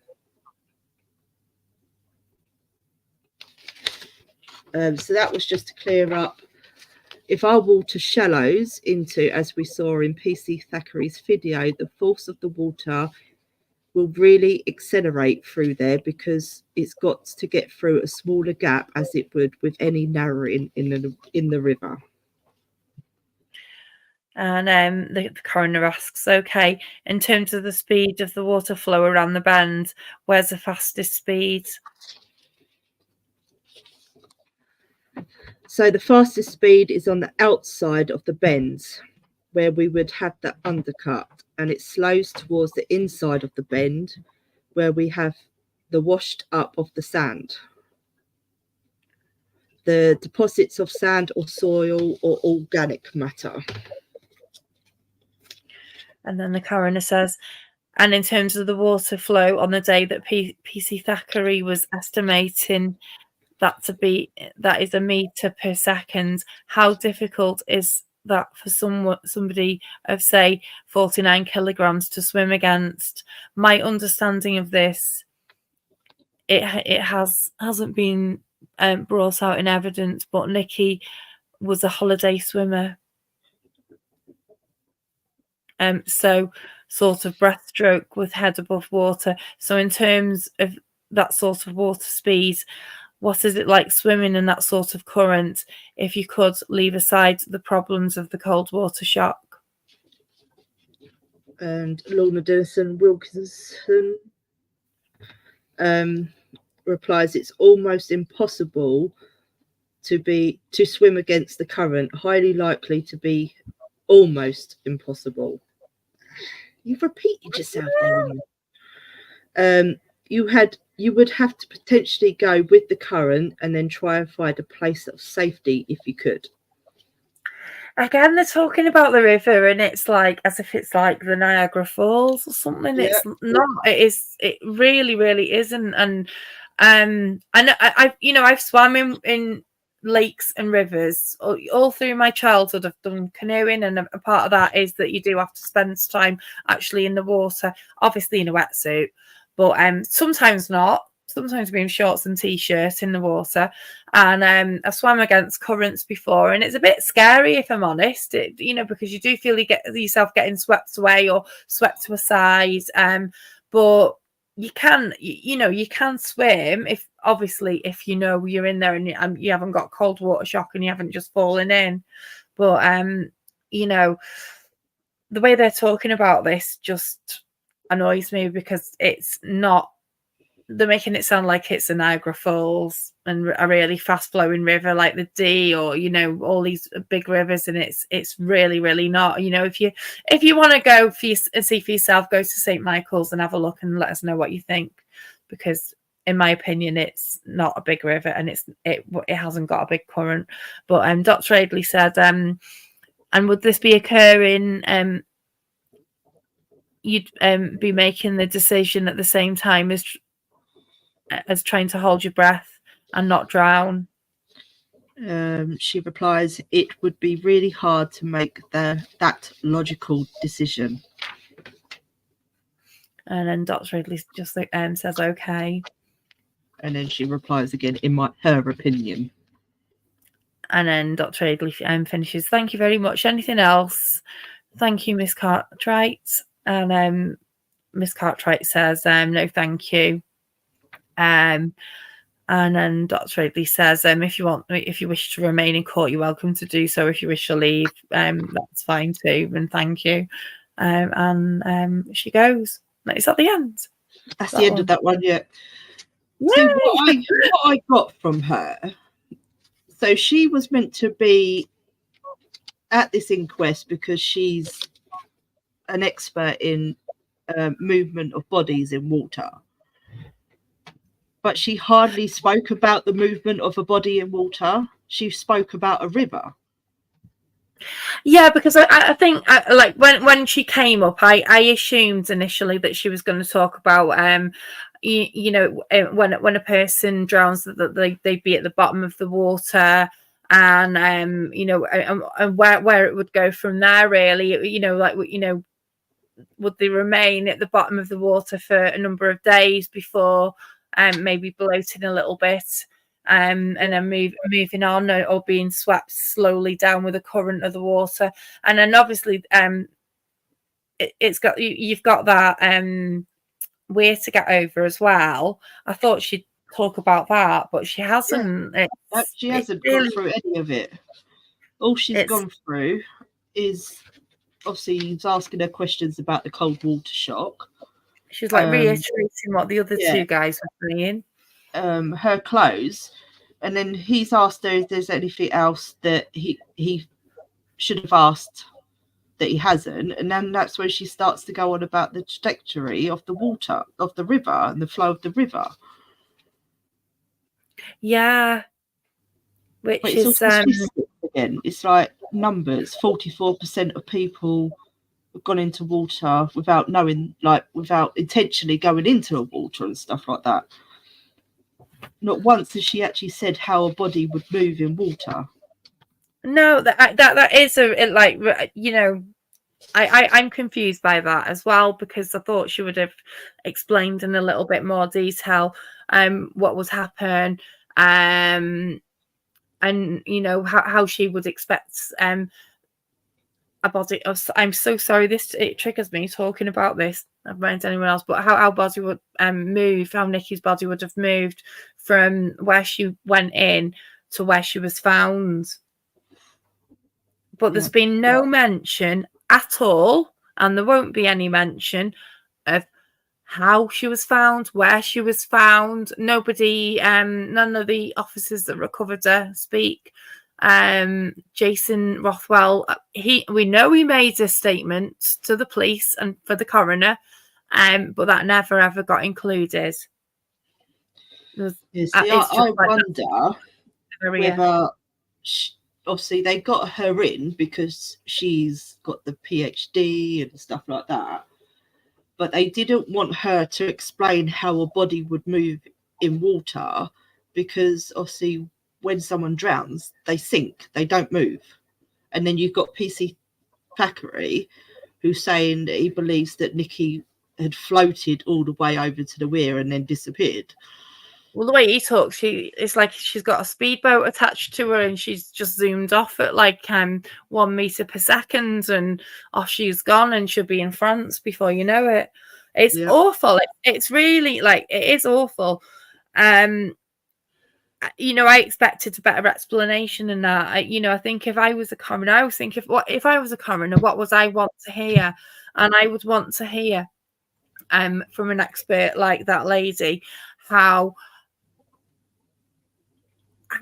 Nicola how her body would have moved through the water over the number of days, because she was in the water for a long time and she didn't travel very far. And I find it maybe even, I'd go as far as to say, a bit suspicious. Yep. So that's just my opinion, and my opinion only, and blah blah. Yeah, and the fact from the bench to the weir is a very, very, very short distance. So, and they've searched that area in their statements, like they searched that area thoroughly, but they never found her. So now they're in that point where they're like, we can't turn around and say a body would sink and not move until it releases the gases, because then she would have still been in that area. Yeah, they've got to be very careful, I suppose, on what they do actually say. And obviously, again, and going back to the point, is that they don't know actually factually where the entry point was. No. You don't know where she for all they know, setting aside what Peter Falding found on his scan, she could have gone in where she was found. Yeah. Obviously, we know that Peter had the image on his sonar, so we know that there's evidence coming from there. But this is what we're understanding now, is that she was actually in an area just further on down from the bench, so her body had moved slightly, but there was none of this discussed. This coroner's inquest was also before Peter announced his sonar, but he did try and get his information to the coroner ahead of this inquest, and the coroner decided not to include Peter Fold in this inquest. Yeah. Which I, again, find a bit suspicious. Yeah, but I found throughout this whole inquest, everything was to suit their narrative. Yeah, it's all been very guided. It's cold water shock. This is what's happened, and there's no facts it's very speculative what they're saying here, because they don't know for sure where or when she actually factually went into the water. They can only guesstimate, based on the information that they've got from the pathologist, and then they're also trying to use information from the Fitbit. The Fitbit we're going to come to the Fitbit, aren't we, as well? Yeah. So we've got SIO Rebecca Smith now, and DC Greenhouse. So we've got. Is it DC Greenhouse that speaks about the Fitbit? Yeah. Oh, bless your heart. There's loads of it. There is a lot to read here. It's all right. I've just got dry mouth, so. Have a drink. I'll talk for a minute. I'll go and have a look at everyone in chat. I know you're right. I've just had a drink, but if I do stop for a bit, it's probably why. But yeah, just see she might have gone in at the fields. That Penny calls Hughes. Yeah, she could have gone in at Hughes. That's just over the stile. So that takes you to the area called Hughes. She could have done that. And obviously the dog might have not been able to get over the stile, potentially. There's every chance Willow would have got there, because you had that broken down fence by the river. Yeah, and it's a Springer Spaniel. Willow would. I know she would have jumped over there, no problem. If he'd gone that way, she would have followed for sure. 14 says an independent inquest. It genuinely wanted to find out what happened. Yeah, I totally agree there. Yeah, basically, I do feel an independent inquest where it's not so much police, it's experts from other fields, who can get together and assess this without bias. I think that's what's needed. Yeah. So, right. Should we?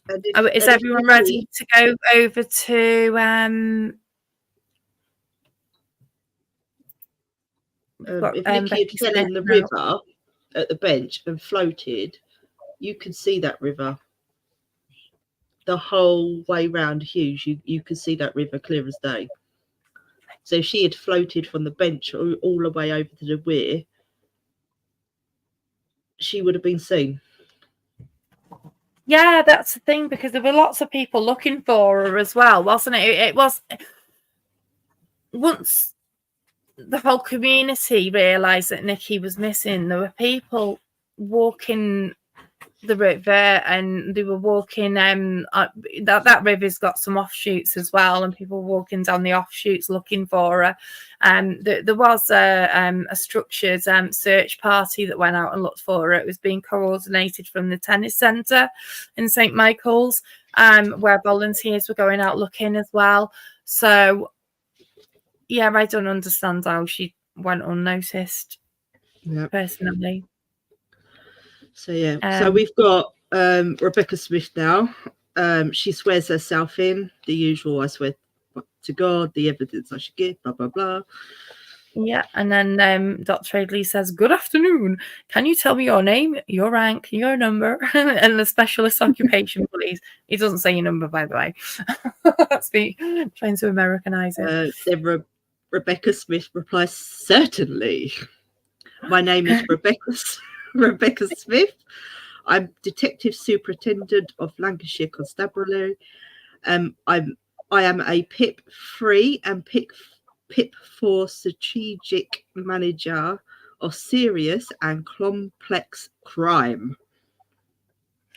And then Dr. Adley says, so you're on PIP 3 and 4. I don't know. The PIP 3 and 4 is a professionalism in policing and is an accredited investigation qualification for senior police officers. Yes, that's right. Okay, in terms of this, I understand that you were superintendent who was in charge of Nikki's operation in terms of the search for her.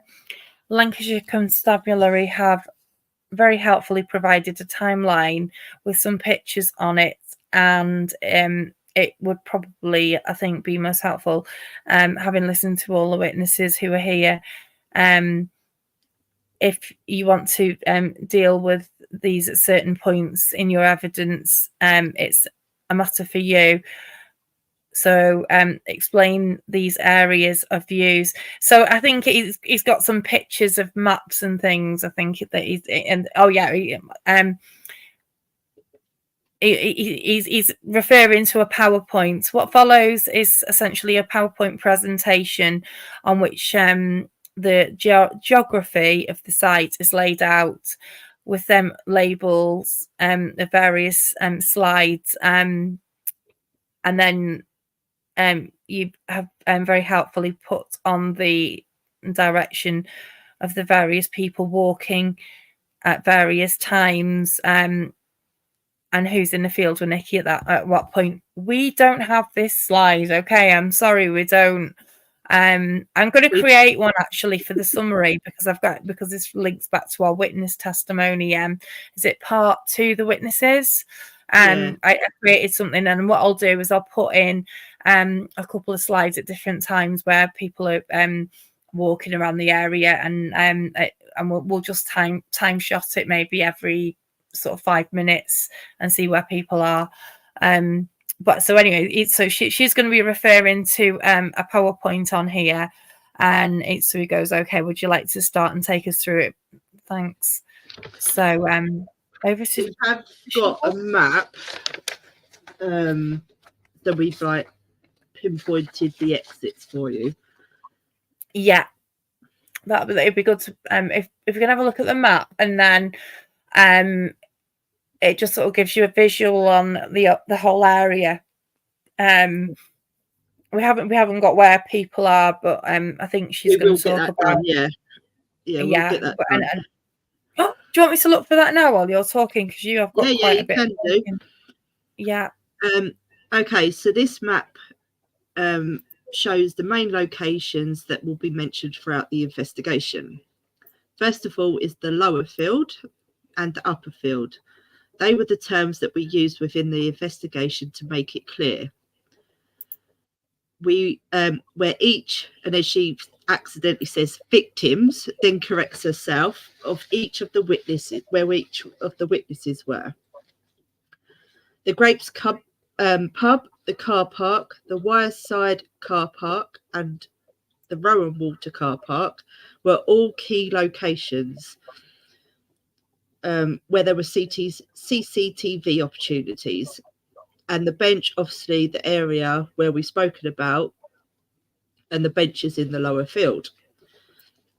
So the map, again, is the same area, but it shows 4 different exits possible from the lower field, where we believe Nikki was last seen.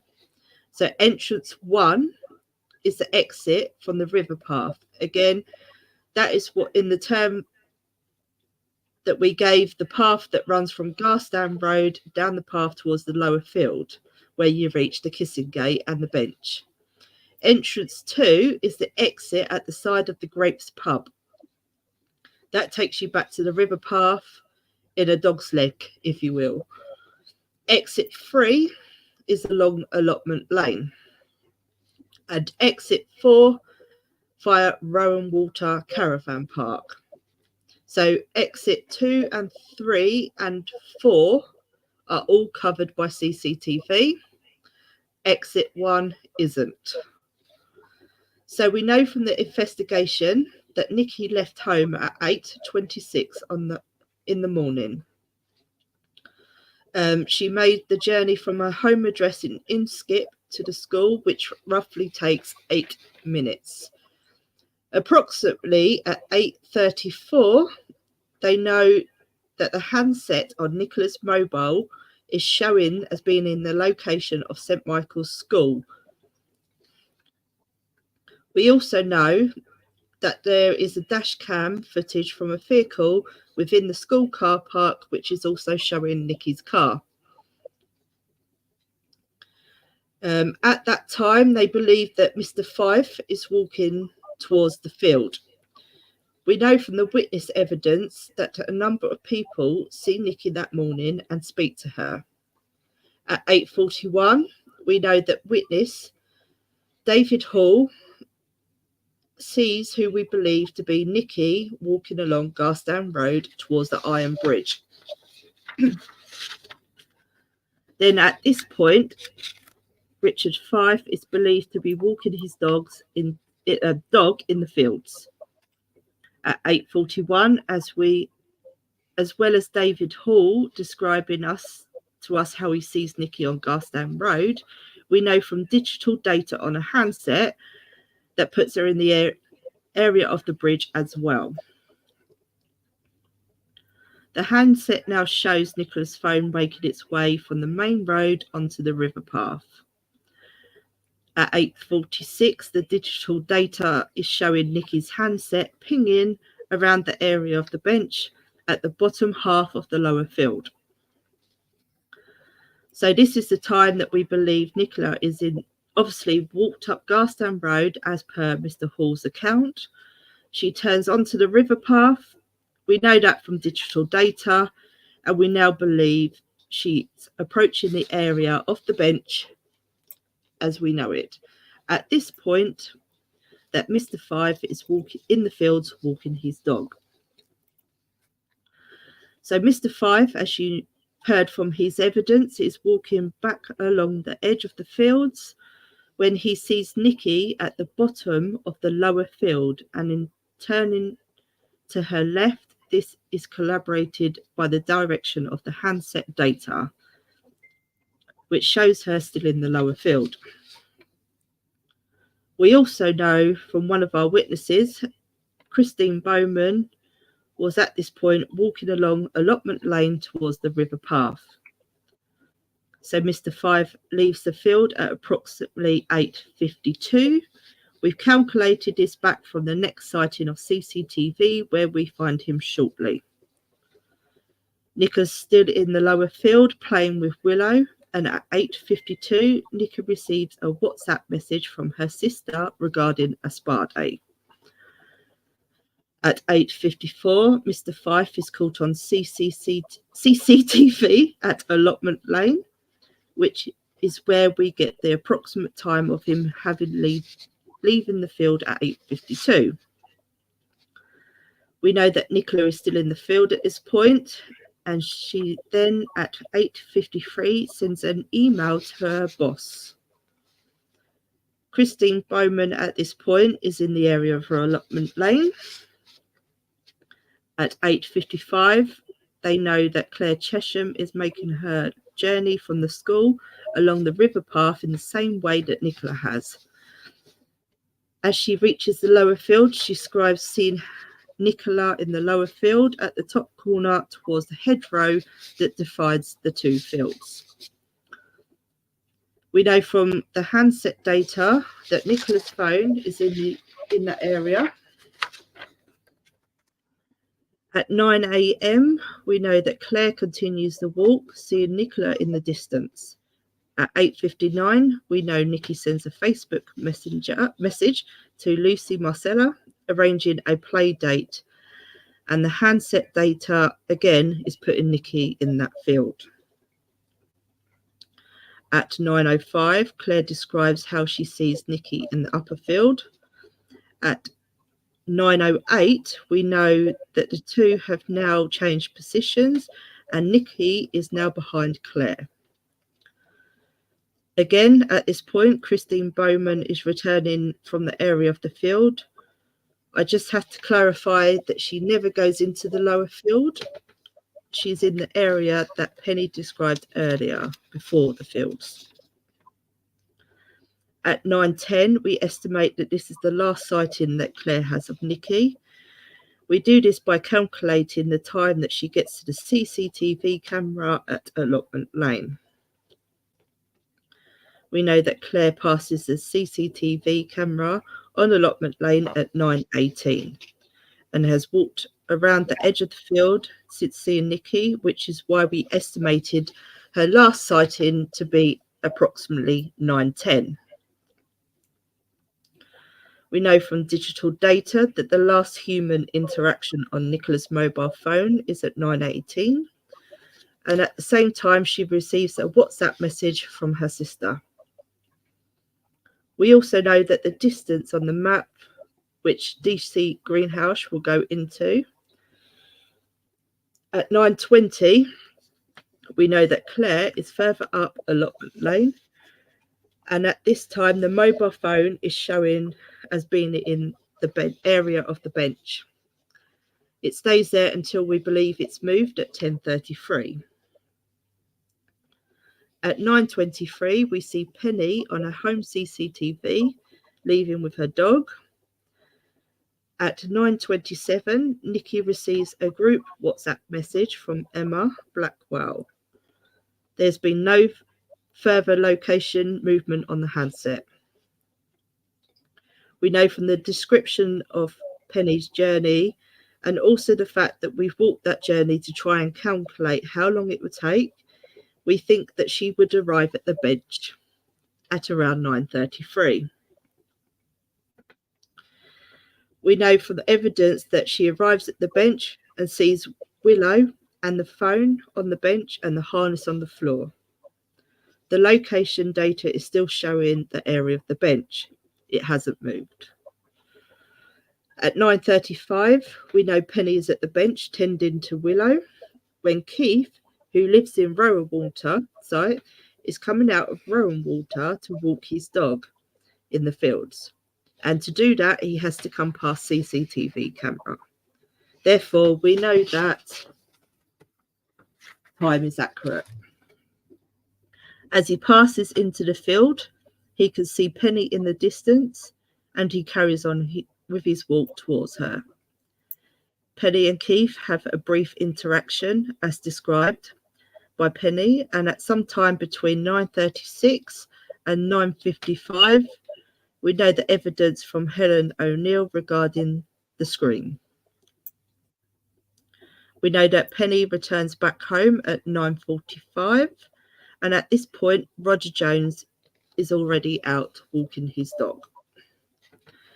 Keith returns home at 9:59. We know this is accurate via the CCTV, but before that, Penny has been making numerous calls to Moy's vets. She tries to ring the number as described that she memorised from the dog tag on Willow, and then she calls Susan to explain what's happened. So we know at this point Penny's at home. We know Roger is in the vicinity, continuing his walk along the riverside, and around 9:50, Veronica Clayson has also described how she believes she hears a scream. At 10:04, we know Penny Fletcher rings daughter-in-law, Anne-Marie, to tell her what she's found. We believe Roger Jones reaches the bench at 10:10, and he makes a call to wife Susan at 10:12. And at this point, Nicola's dog and phone are still at the bench. Same, Jackie. Roger continues his walk around the field. By the time 10:15,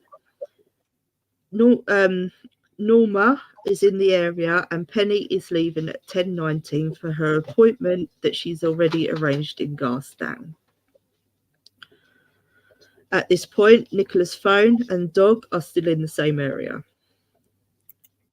At 10:20, Norma reaches Allotment Lane, meets up with Susan, and the two of them decide to go to the bench to meet Roger. It's about 10:30 that they believe that they reached the bench.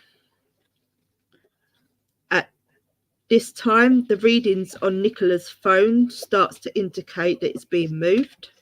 At 10:32, that's when witness Susan and Roger are describing how the phone. That's when they've described that they've moved the phone. They are trying to look at the screen to see who it belongs to. At 10:40, Roger, Susan and Norma walk back from the bench with Willow back to allotment lane. And around this time, there are numerous calls from Paul to Nikki's mobile phone, which are unanswered, as you see from the summary on the side of. They've got a summary of the phone log. His last WhatsApp is at 10:48. And at 10:50, we know that Roger, Susan and Norma have returned to allotment lane, explained to Anne-Marie what's happened. I'm nearly at the end. She recognises the screensaver on the phone, and at 10:50, she phones St Michael's School. 10:54, a member of staff rings Paul Ansell to make him aware that they found Willow and Nikki's phone. At 10:57, Paul makes a call to Anne-Marie, having just left his home address. Just after 11, Paul rings 999, reporting Nikki as missing. The call lasts 9 minutes and 10 seconds. And approximately 11:10, he arrives in the vicinity of the river. He speaks to the others that are still waiting there, and that's the timeline.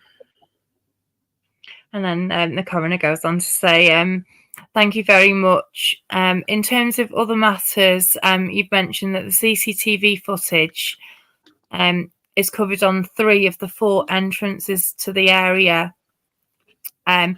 Was there anyone picked up on those CCTV footages that have not been identified? Anyone that might be considered suspicious? And she replies, none, sir. Liar. What about the man in black? Right, I'm sorry.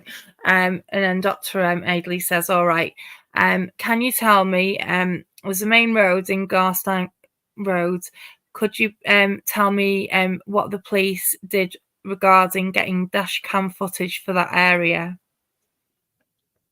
And she replies, yes. With regards to the dash cam footage, we were struggling with CCTV. If you come out the river path and turn left, we were struggling to get CCTV. We did have CCTV if you turned right out the river path, because the pub, the Grapes pub, CCTV, and also CCTV from Tate's Oil opposite. They would cover if Nikki had come out of the river path and turned right. So they know that she didn't do that.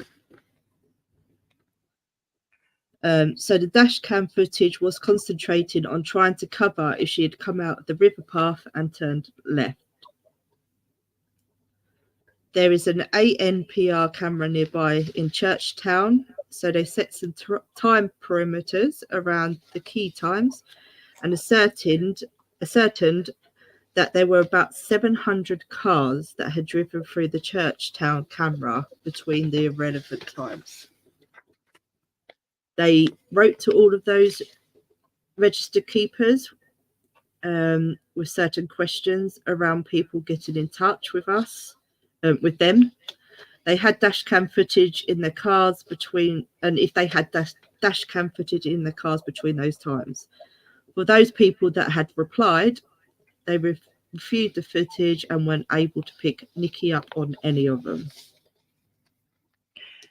So the coroner asks, okay, in terms of footage, I appreciate that it's a fairly busy road, but there was anyone on the footage that caused you concern? Was there anyone in the footage that caused you concern? None whatsoever. Man in black. And then Dr. Adley says, okay, all right. So although you said that you didn't have sorry, then you said there wasn't any CCTV footage available for the fourth entrance or exit to that area. There is if you're coming from one direction, and you would see it on any of the CCTV footage that you reviewed for that relevant period. So I would imagine half an hour before to half an hour afterwards, was there anyone of any note that caused you concern, that caused suspicion, was in some way acting unusual during that time? No, sir. All right, I believe you. You also mentioned the Ring doorbell footage from the house that showed Nikki leaving about 8:26. Did you review it in terms of Paul Ansell leaving the house, and what time did he leave? And she replies, yes, they did, sir. And he left the house at 10:56. And the coroner says, okay, fine, all right. Was there any intelligence that you gathered?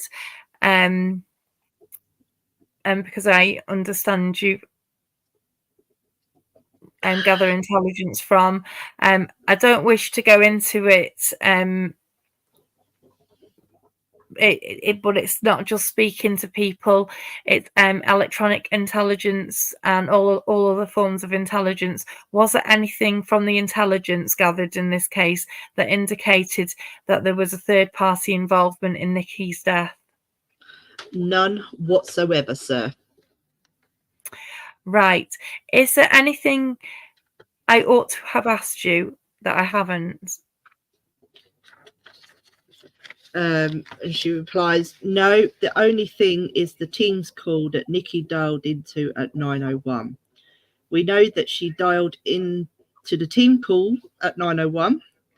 We did inquiries with the other people who were in the same call just to make sure they didn't hear anything. None of them did. It was a call that was muted. Nicola didn't need to speak on that call whatsoever. They know that the call ended at 9:30, but Nikki was still logged in after that time. And then Dr. Adley says, okay, all right, turning to a slightly different matter. When Nikki was recovered from the river, was she clothed in her dog walking clothes? What other items were recovered from her? Her Fitbit watch and her set of Mercedes car keys. And that was from the Mercedes that was still in the car park? Yes. Okay, I think you've made inquiries as to whether or not, because the phones on the bench and some people had taken the team's calls with headphones. Did Nikki use headphones? Not on that day, no. Okay, thank you very much. If there's anything else, and allow Mr. Beggs to pick it up, Miss Cartwright. So Miss Cartwright asks, Superintendent, just perhaps one matter of clarification.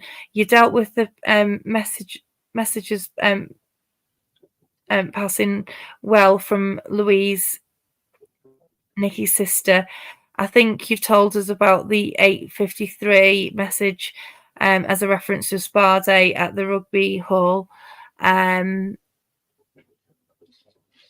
Ruby Hall, sorry. And then you dealt with the subsequent WhatsApp message from Louise at 9:18, and the text of which is on the PowerPoint. Just for completeness, it's right, isn't it, that the messages also related to the spa day and the difference in price for the event of the spa day that Louise was going to cover? Yes, that's correct.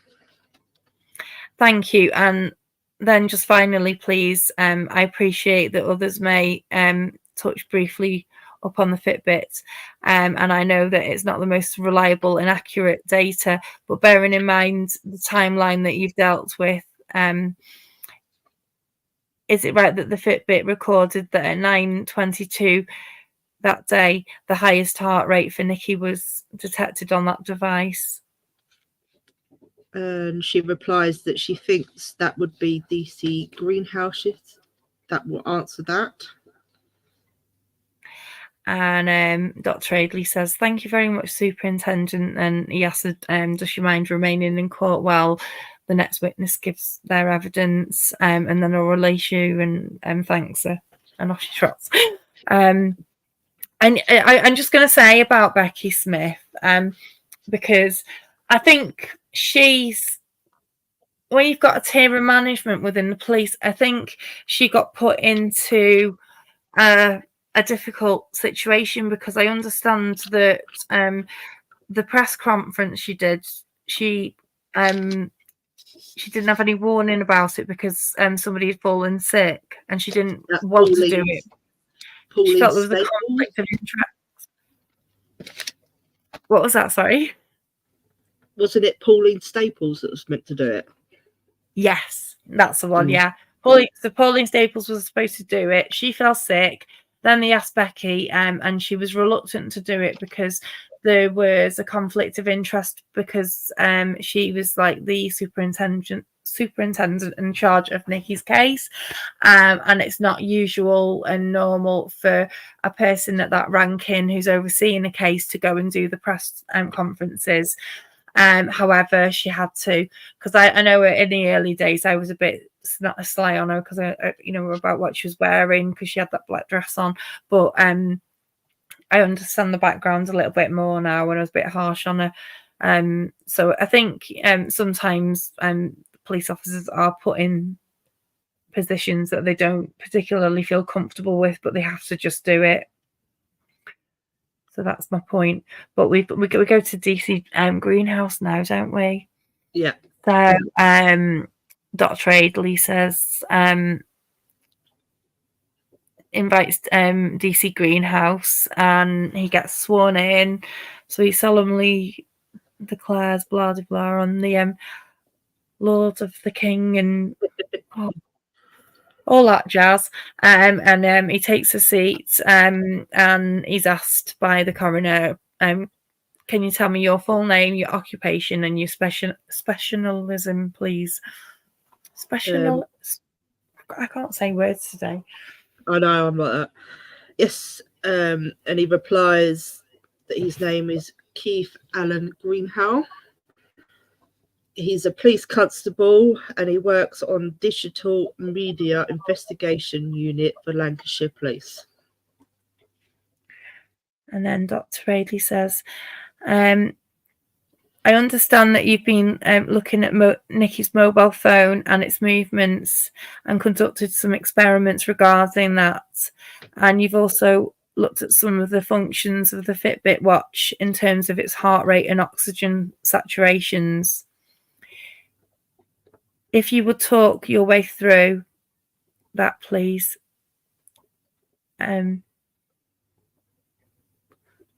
Sorry, just going to the next page. With this, so what he's doing is explaining to Miss Cartwright that PC Greenhouse is fairly good at explaining, very good at explaining fairly technical matters in layman's terms. So explaining fairly technical matters in layman's terms. If any of the family get lost with where they're going with it in bits of it, please do say so. So he's telling the family to let them know if they get lost with the technology, and he will stop and go back over the evidence again. So, and then he hands over to DC Greenhouse. He says the first thing he would say on this, that most mobile devices, when operating in normal mode, are always looking for the best telephone signal. And when he says normal mode, that's switching your phone, not turning off Wi-Fi. and not turning Bluetooth off and not putting your phone in aeroplane mode. Just using the phone in a normal way. So what he means, or what that means, is the handset itself is constantly scanning for what they call access points, such as Wi-Fi and cell sites. They refer to them as phone masts. And Right, they did sorry, this one's a long one.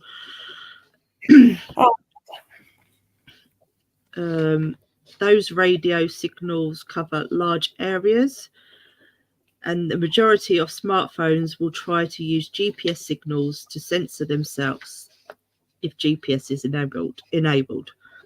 How accurate that can be depends on the number of conditions, how many satellites the phone can see at any given time. From testing, and from testing that he's conducted, the GPS has had accuracies under 10 meters. An examination was conducted on Nikki's iPhone, and the location data recovered from this, which was subsequently plotted onto the map. Again, they've got maps up, so we haven't got this. Yeah. He says that the dots on the map are not necessarily means that Nikki's phone was in the location where the dots were at the time. So to check that information, he got an iPhone similar to Nikki's and tried to replicate her movements and to look at the dates that what he recorded. Like David, and he states that the image shows all the GPS locations, and he has filtered down to an accuracy of 50 meters or less. He says from Nikki's iPhone, these are all the time and date stamps between 800 hours and 1100 hours on the 27th of January 2023. He says the next image shows the exact same location as the previous slide. However, the route that is highlighted in yellow is the route that he walked with the donor phone. So he's had two images. He's had one that shows the location and direction that Nikki's phone went in, and the next slide that he put up was the location and everything with the donor phone that he got. It incorporates the bench where Nicola's phone was found. The bench itself was located in the bottom left-hand corner of the highlighted area close to the cluster of blue dots. The image to the left depicts the same map as the previous slides. The red dot indicates that the data recovered from the donor phone carried by himself on the 14th of February 23 between 11:24 and 11:47, and also between 12:46 and 13:09. The map shows that the data from the domain device overlaid the data from Nicola's iPhone at 800 hours and 1100 hours on the 27th of January. The conclusions from the testings were that Nicola's iPhone was recovered from the bench. The phone was intact. There was no signs that it had been anywhere near to the water. He walked the route that Nicola walked based on witness testimonies whilst in possession of the donor phone. Data location reading shows GPS points and a number of meters outside of the route taken by him. This collaborates the findings from the GPS locations found on Nicola's device. The GPS location data was reviewed by an independent expert who concurred with his findings. So Danvers, what Greenhow, he done a walk with a donor phone replicate. So like a copy phone, the same phone, but he done that on the 14th of February. And then obviously Nikki's data was from the 27th.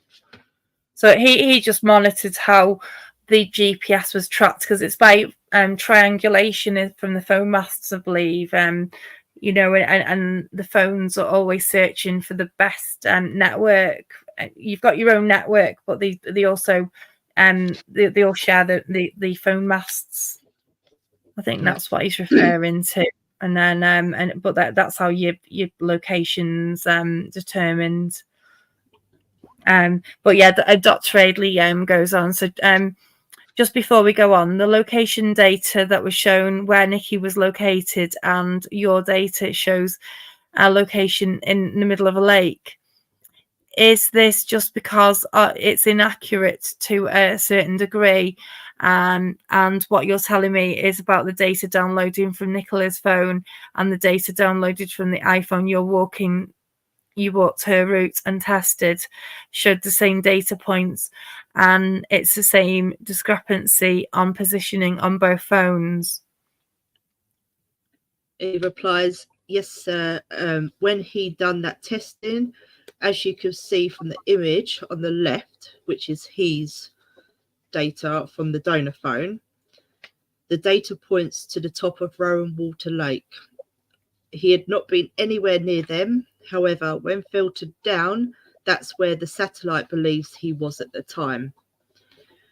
There are things that can interfere with satellites and the signal, and it thinks that he is somewhere near there. It will give the best guess as to where he is.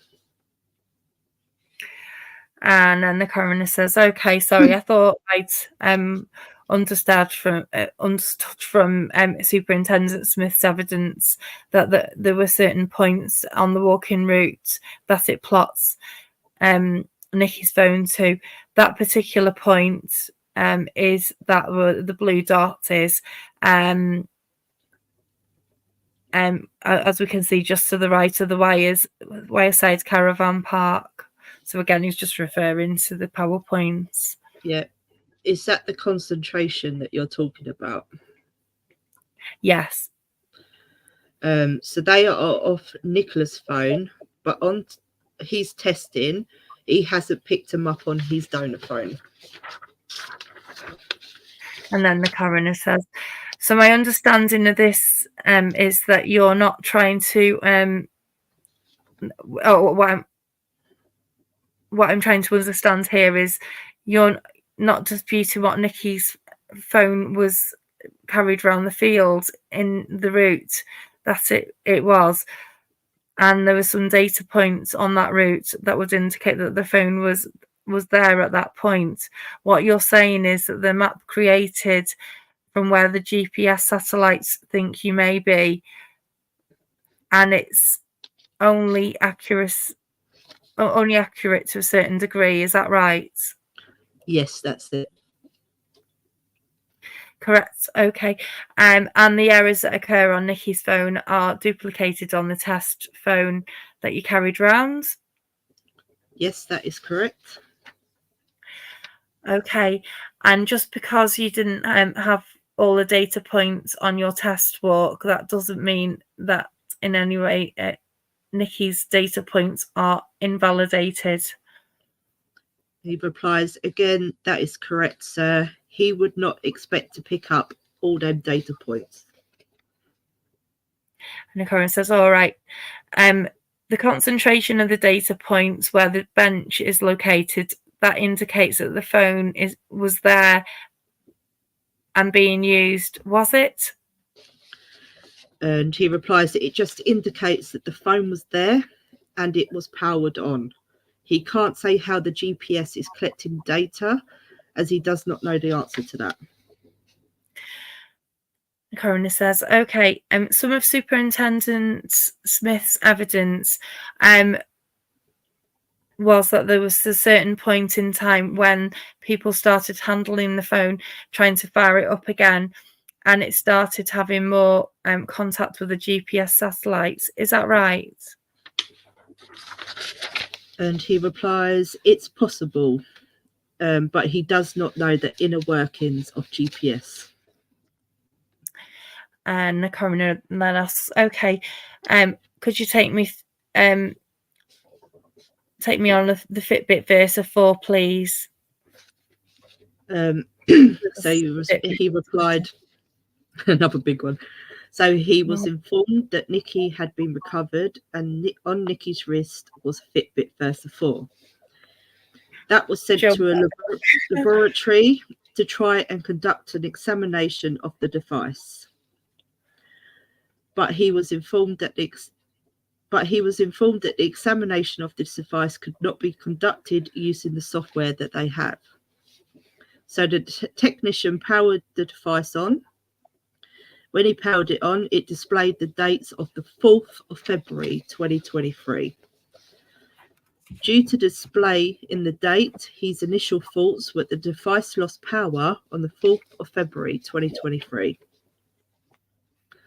So to try and get some information from the device, what they did was synchronize the Fitbit after they got sufficient charge to it and logged it onto Fitbit accounts using the email address associated with the Fitbit. There was data on this account up to and including the 4th of February 2023. And once he acquired that data, he tried to understand what that data meant. Can I just interrupt there 1 second? Joe, I've sent you a picture of a slide to put up with the Fitbit Versa 4 on it, just so we know what it looks like, because I'm going to talk about this later. Yeah. So the first two images, from what they could see when they logged onto the Fitbit page, is what they call their data dashboard. And their data dashboard presents data in 15-minute segments. Oh, Joe's laptop's froze for a minute. She will get it up. So the first thing that he saw was on the 27th of January, between 8 o'clock in the morning and 9:30, the Fitbit recorded 4,548 steps.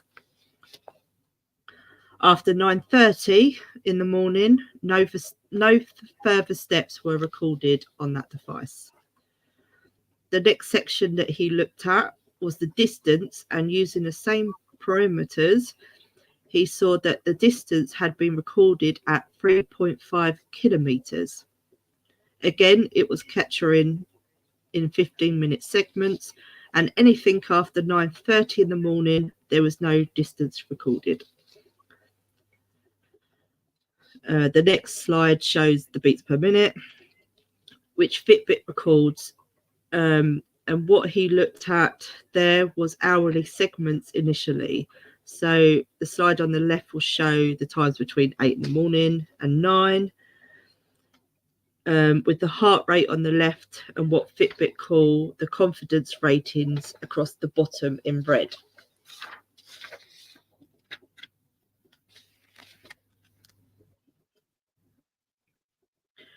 And the second one, so the one on the right, shows the heart rate with the BPM on the left and the confident ratings on the bottom. No, it didn't say it was Nicola's email account. It just said the email account that was associated with that Fitbit. So then it's going to be a lot of next slides on this, okay? Next slide shows the same data but distance on, but displaying the data between 10 and 11 in the morning and 11 and 12 in the morning or lunchtime. This slide shows the beats per minute in blue and the confidence rating in red for the time between 12 o'clock lunchtime and 12:04 on the 27th of January. On the data on the 26th of January, Nicola's Fitbit recorded confidence level 3 on 292 occasions in comparison to the 23 occasions on the 27th of January. But with that, right, so on the 26th of January, there was 292 confidence level 3, but that's a whole day. Yeah. And it's also, he's saying that it's in our segments as well. So I don't know how sure they are. Yeah. You know, the timings, because really it does sound quite vague if they're basing this time of what was it, 9:22? Yeah. When she went into the water. That they haven't, they can't really be that confident for taking that data the way they've got it there. Yeah. So and without the help of Fitbit, you'd think that a Fitbit specialist would assist with this, wouldn't you? Yeah. Yeah, but the data, there was data on the that he compared. So he compared the data on the 27th of January 2023 to the data that was recorded the day before on the 26th. So of significance and notice, at 11:48 on the 27th of January was the last time the Fitbit recorded a confidence level 3. So the last time he saw a confidence level 3 reading on the Fitbit was on the 27th at 11:48. So that's 10 to 12. Okay. So just take notice, this is quite valid. 11:48 high confidence level. So it's giving out high confidence readings at that time. At 11:48. And there was no further confidence level 3s recorded thereafter on any date. Night, Jackie. Sorry, I know this one is a really long one tonight, but this is the last bit of it. Yeah, we're nearly done now, guys. But just bear with us. The next segment of the Fitbit data they tried to understand was what they referred to as an infrared ratio signals. These images show the infrared to red signal ratio on the 27th of January between 7 minutes past 8 and 8:37. And then on the 29th of January between 10:40 and 10:33. This is effectively measuring oxygen levels in the blood. After the period of the 27th of January, further data is collected. However, the output for that consistent display is 0. To try and understand that information, they contacted Google for some explanation, and they informed them that the Fitbit devices are not intended for medical purposes or to diagnose or treat any conditions, and data should be treated as with appropriate caution. Google was unable to provide any comments on the specifics of Miss Bully's device. In relation to heart rate, they asked how the data was captured, and so the Fitbit data records heart rate by flashing green LED against the user's wrist, detecting changes in blood volumes using photosensitive diodes. The basic heart rate function of the Fitbit Versa 4 is not directly comparable with an ECG. Some external factors that can affect the heart rate feature include water between the wrist and the watch, extreme environmental temperature, and extremely low body temperature. The next section was confidence rating. When they asked them to explain to us what 0 to 3 actually meant, they informed them that the internal metric which indicates how noisy or clean the data appears to be.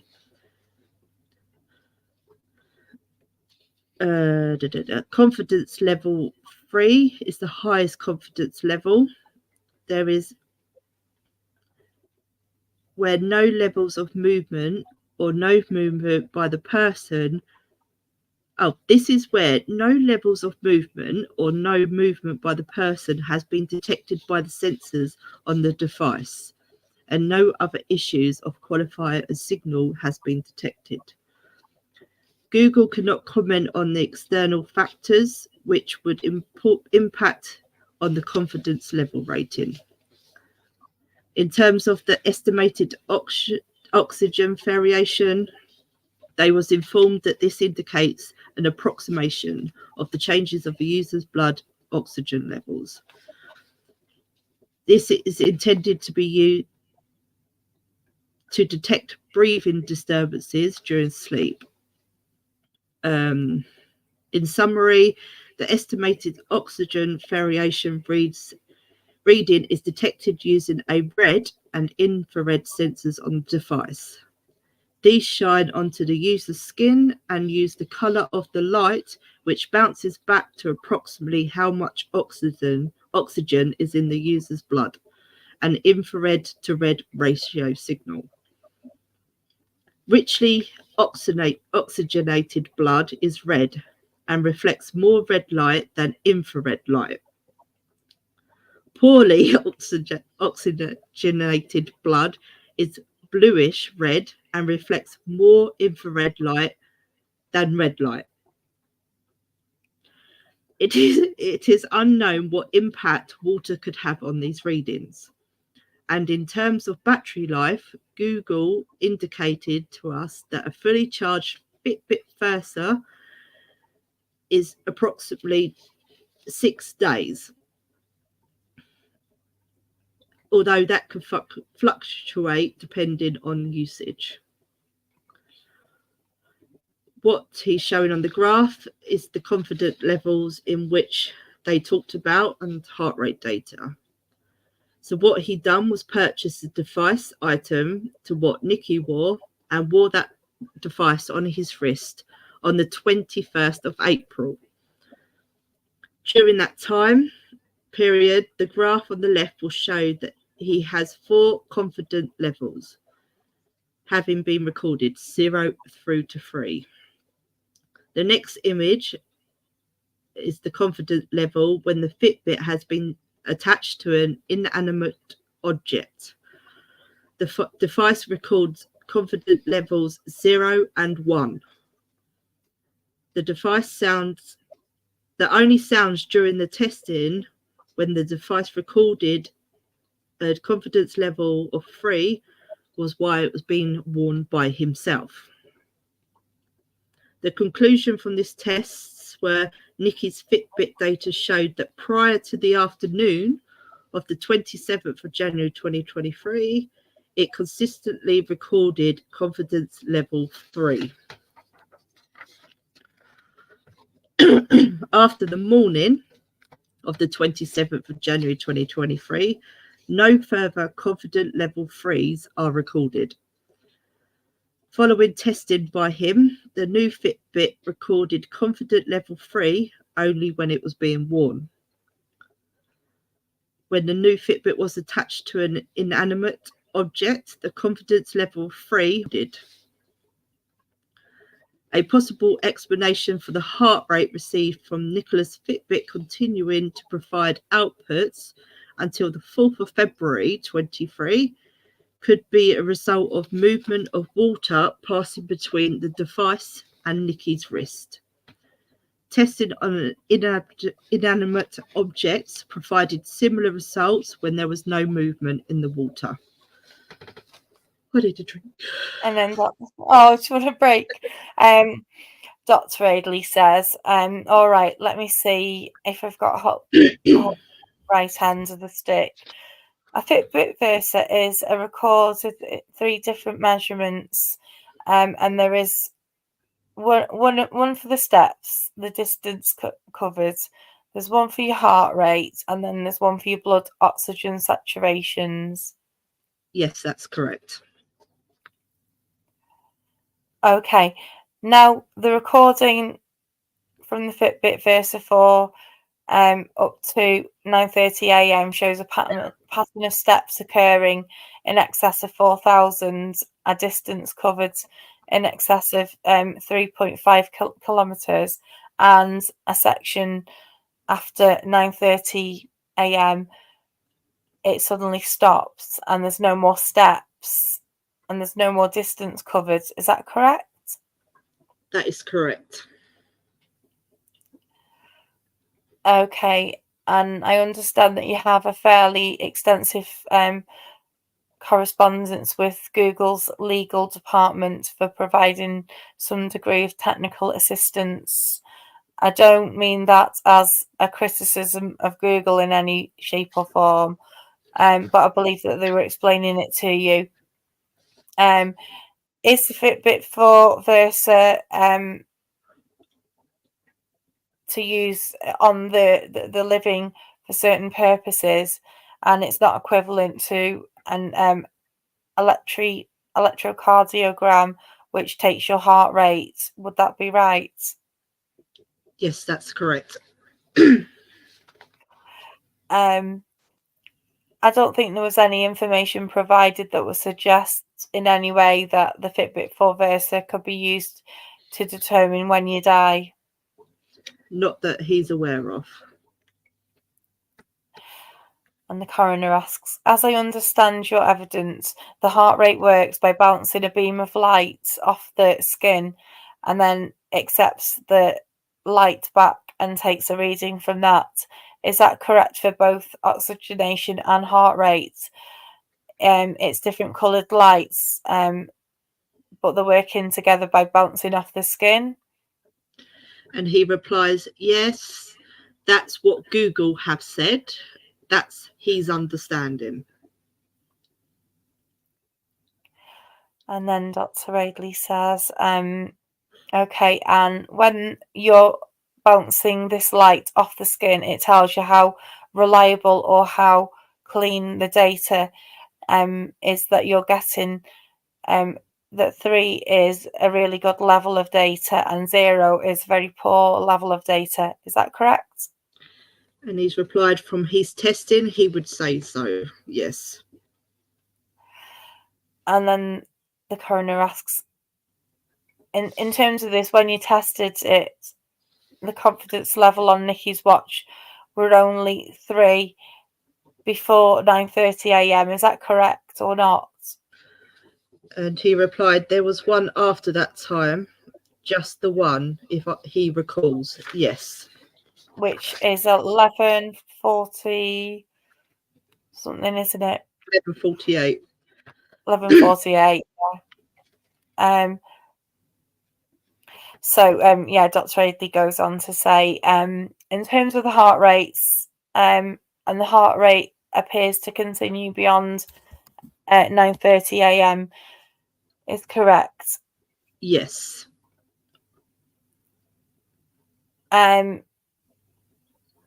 It's recorded on the watch. I understand that you undertook some experiments by attaching a watch to yourself so that you knew that it was recording your heart rate, your oxygen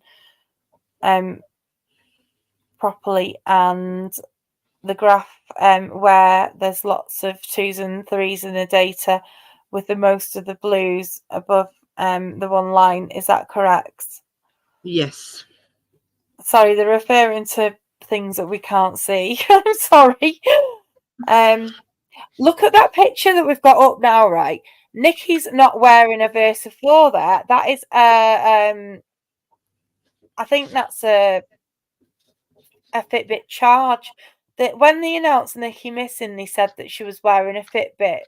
They didn't specify what it was, but by the pictures it looked like a Fitbit charge, and they were talking about it having a blue strap. Does anyone else remember this?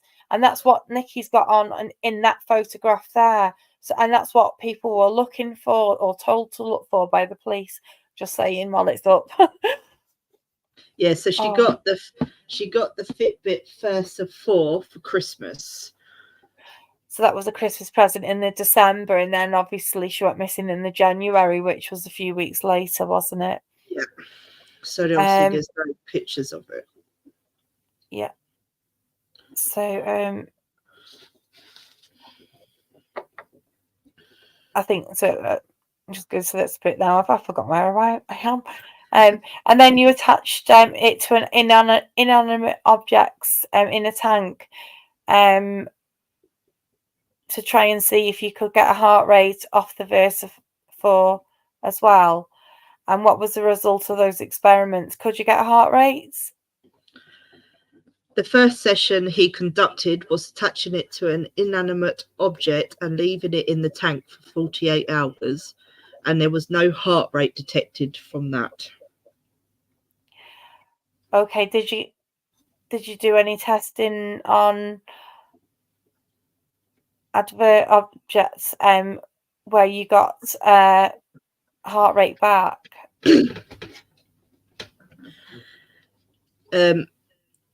Yes, he, after 48 hours had concluded, he pulled the plug out of the water tank, and at that point he detected a heart rate on the device. So that's in the moving water, isn't it? Yeah. Okay, well, it was attached still to the inanimate object. Yes, that is correct. Okay, and Google informed you that the VersaFor oxygen saturation and heart rate monitoring capabilities are compromised by low body temperature. Yes. Low environment temperature and water being between the watch and the skin. Yes. Okay, and looking for the data. No, I will leave that question. He's going to say a question and then he stops. All right, and then he asks Miss Cartwright. I think I'm going to allow you to ask some questions now. And he might want to ask some more at the end. So Miss Cartwright comes in and she says, DC Greenhouse, there and a very few number of questions, but we firstly thank you for your efforts you've taken in respect to the phone analysis and also the Fitbit analysis. And can I deal with the last point that you raised with reference to the test that was using the inanimate object with a Fitbit attached to it? You indicated that heart rate was only detected after 48 hours as a plug was taken out of the tank. And so it may be an obvious question, but essentially, so as the water drains away out the tank and the inanimate object being in the tank still, is that when the heart rate was detected as the water was draining away over the inanimate objects and the watch? And he replies, apologies, ma'am. Yes, it was. The watch was still attached to the inanimate object, which went to the bottom of the tank, which was still water tank. Then once he pulled the plug from the tank and the flow of water comes out of the tank, that's when the movement or the heart rate was detected on the watch. And then Miss Cartwright says, thank you. Now, in terms of the phone analysis that you told us about, you've given details and you've also heard from the officer that around 9:18, when we know that the buttons were pressed on the phone to adjust the volume on the phone, which was connected to the Zoom call. Is that correct? That is correct. And then Miss Cartwright says, so that would require something physical to have been done by Nikki to press the phone to increase the volume while she was on the Zoom call. He replies that it would require human interaction. Thank you. Now the coroner's dealt with you in respect to the analysis around the distance covered on the Fitbit. We also saw that helpfully on your conclusions. I think you told us that the distance measured in 15-minute segments on the Fitbit, and certainly after 9:30 there was no distance travelled. That is correct. But certainly, on what we saw between 9:15 and 9:30, it was a reduced footfall captured. I think other than 0.5 to 0.6 kilometres, the steps reduced to 273 and just 0.2 kilometres covered. Yes, that's correct. So at 9:30 is the outer period, but it could be at a time before that when the distance covered by Nikki came to an end. Yes, it records in 15-minute segments. And then Miss Cartwright goes on to say thank you. And then in terms of the heart rate, appreciating the caveat that have been provided by Google by reference to the appropriate cautions needs to be taken with this data. But also the Fitbit does not operate directly comparable to echocardiograms. Would it be fair to say that the highest heart rate that was captured on the device was at 9:22 by reference to what the Fitbit data recorded? Yes, that's correct. DC Greenhouse, thank you very much indeed for answering my questions. And then we've got Mr. Baggs. I want you guys to really listen to this guy of how he's asking DC Greenhouse the questions. Right. So, officer, following on from the previous question and putting the phone data together with the Fitbit data and recognising the data on the Fitbit is collected in 15-minute packages, does it look like the entry to the water must be after 9:18 when the volume was changed? Yes. And it might be around 9:22. I can't see any more interaction on the device after 9:18, and there's no more distance travelled after 9:30. And then Mr. Begg says, but the coroner is left with a degree of ambiguity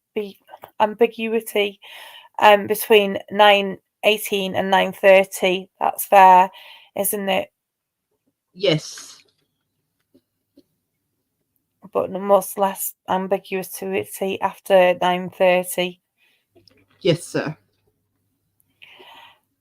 And then Mr. Beggs goes on to say, and so you're doing the best you could with your expertise, which I appreciate is more limited to phones than Fitbits. It would seem that entry to the water is likely to be after 9:18, but before 9:30. That is correct. And very possibly around 9:22, as far as we can go realistically. That is correct, sir. Yes, and thank you very much. And then Dr. Adley says,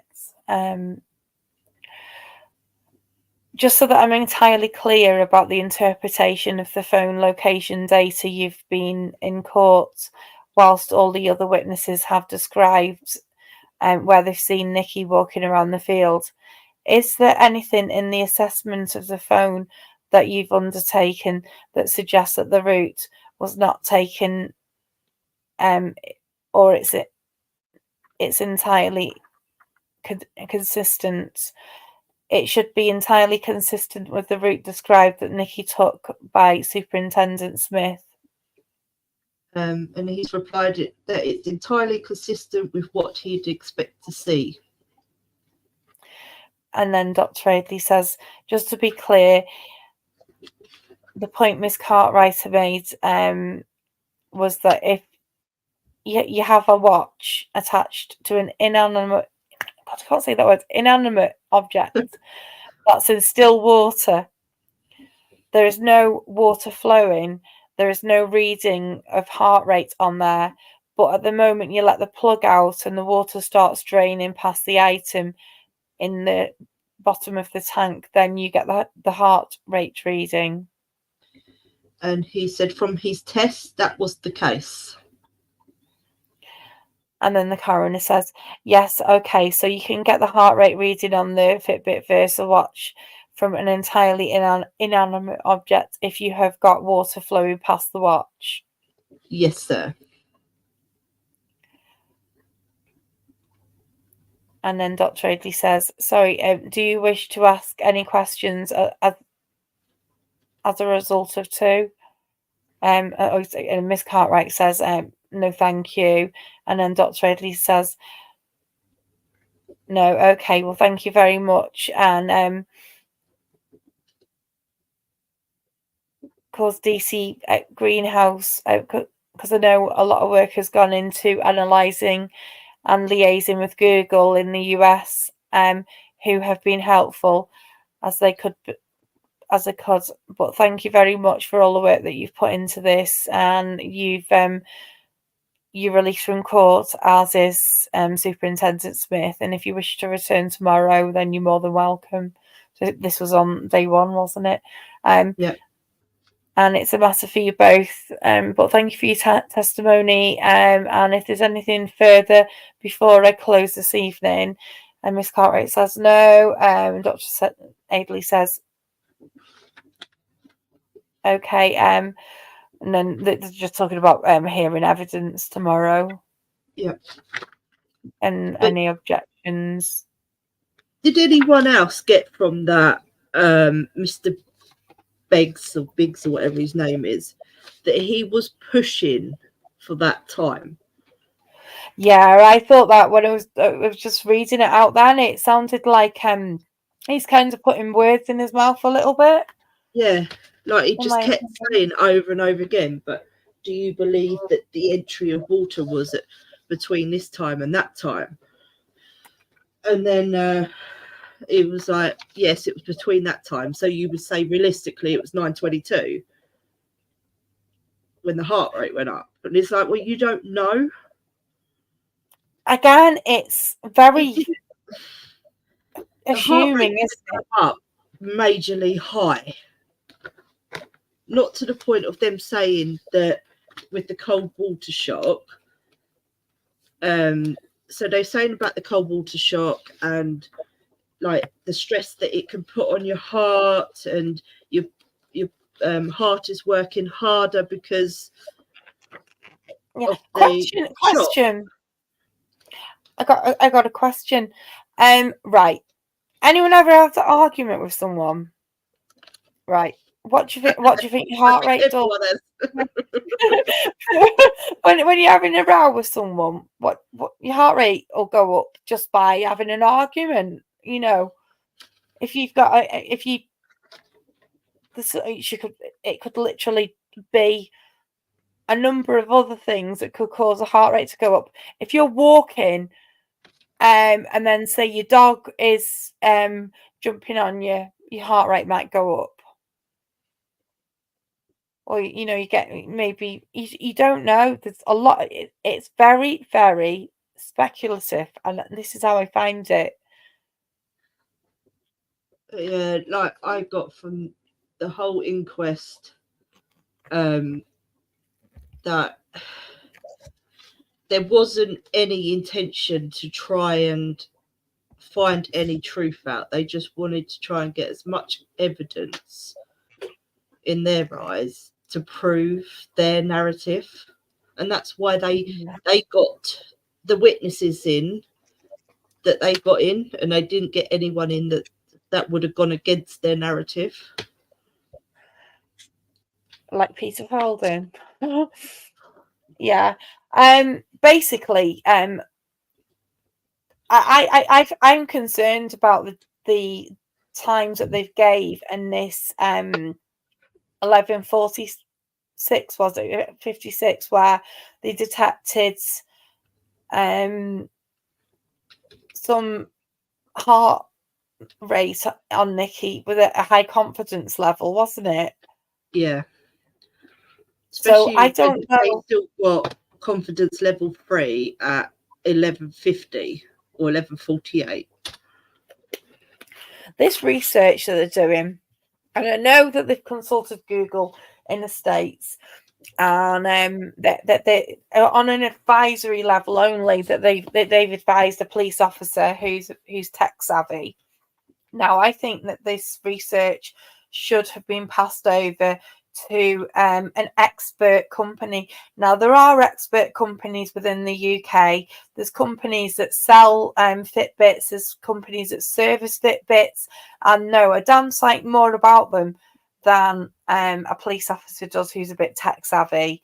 And I would say, if I was leading the investigation, that's what I would do anyway. I would pass it over. I would pay for somebody in the UK who maybe not necessarily is directly working for Fitbit, but who is very, very familiar with them and services them and knows exactly how they work. And I would have got them to look at the data and to do the experiments, because there might be some other I did my own research on Fitbit. I've had Fitbits in the past. I think they're crap, by the way. Don't buy one. They're a nightmare to sync with your phone. The old ones were anyway. I'm not so sure about the Versa 4. They might have sorted that problem out. But it's just I've just got so many questions about this. Yeah. So many I've got questions. more questions after reading all of this or going through it. 2 seconds, Danvers. I'm just trying to find it. Can we go back to the 26th of Jan? Oh, excuse me. We sure can. Well, yeah, but Fitbits, the you have to know what you're doing. You have to understand how they work. Well, when you put a Fitbit on, you can actually see the light shining on your skin underneath when you first put it on, and that's obviously how it gets all its data. And it can detect things like sleep apnea as well. So if a person's stopped breathing in their sleep, that would affect the oxygen level, and that would be alerted. So they are quite intricate, really. They can detect quite a lot, especially the more modern ones, apparently. But yeah, it's just and another thing that why. When Nikki went missing, why were they asking for people to look? Because they were saying, like, if you find a Fitbit, pass it to us, and they were using the Fitbit charge, not the version that she actually had on. Did they not realise that she was wearing a new one? Because Paul, if he's giving that to Nikki as a birthday present, a Christmas present, he would know that she's likely to have that on, or was she keeping it for nice? I don't know. Yeah. Would she want a new one today, surely? Yeah. Danvers. So on the 26th of January, Nicola's Fitbit recorded confidence level 3 on 292 occasions.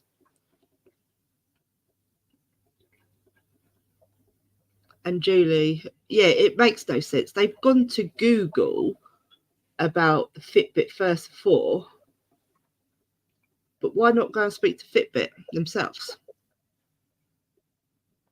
Exactly, because they went and that they took some guidance, but there are experts in the UK who deal with Fitbits every single day. They repair them. You can get them repaired and serviced, and there's a second-hand trades with them going on. There are people in the UK who would know a significantly more than a police officer who's a little bit tech savvy, in my opinion.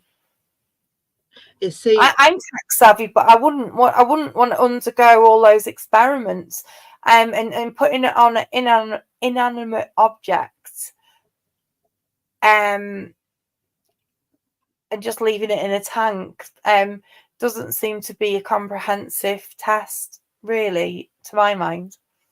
No, see, I've not got a Fitbit. I've got Samsung watch, and if I go into water, it's like swimming, it normally detects that there's water there, and it will put water safety mode on.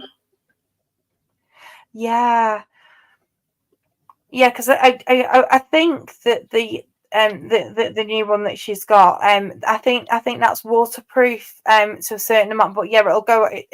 That's supposed to go into water mode as well when you go into water. It detects it the same. I think that I did read the text back for that type of Fitbit, and that it did say that, because my old one, you weren't supposed to wear it in water; you had to take it off. But then you can get ones now that are worn by swimmers, and they can actually count your laps and things in the pool. Have any of you guys got Fitbit? Has anyone got the same watch as Nikki has? Just out of interest.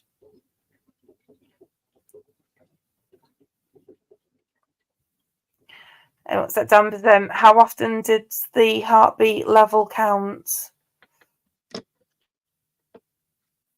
I'm just going back through it, Ambers. You're having a look through the look. The thing is, though, when they were getting the data off Nikki's watch, it started off in hour increments as well, and then they somehow managed to get it in to 15-minute chunks of data, but they can't be precise about the timing.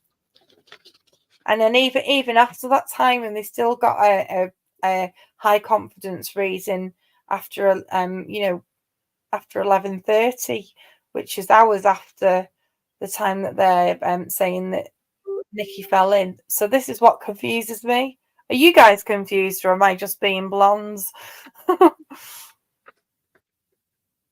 It's hard to see because we haven't got the slides, so we're kind of going off. Yeah. Oh. See, all of that, the heart rate and that, they've done it on like blue dots, and we haven't got them. Yeah, Funky, you're confused as well. Bridget's confused. I'm confused. And and Julie's saying that the it's water resistant up to 50 meters. So I don't think it would go beyond 50 meters, would it? In that river, that it doesn't go any that deep, does it? So it should technically. Jenny, check your phone. Hang on a sec. My phone. Mm-hmm. Yeah, it's all Danvers. It's all in like their slides, and they've done like the little dots and stuff like that. It doesn't actually state. Just spare me a second. So, just to go over it quickly, the device lost power on the 4th of February.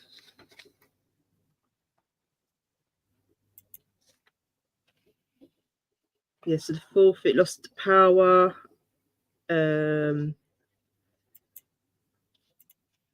Between 8 and 9 o'clock in the morning, or 8 and 9:30, sorry, the Fitbit recorded 4,548 steps. And after 9:30, there was no steps recorded by the device.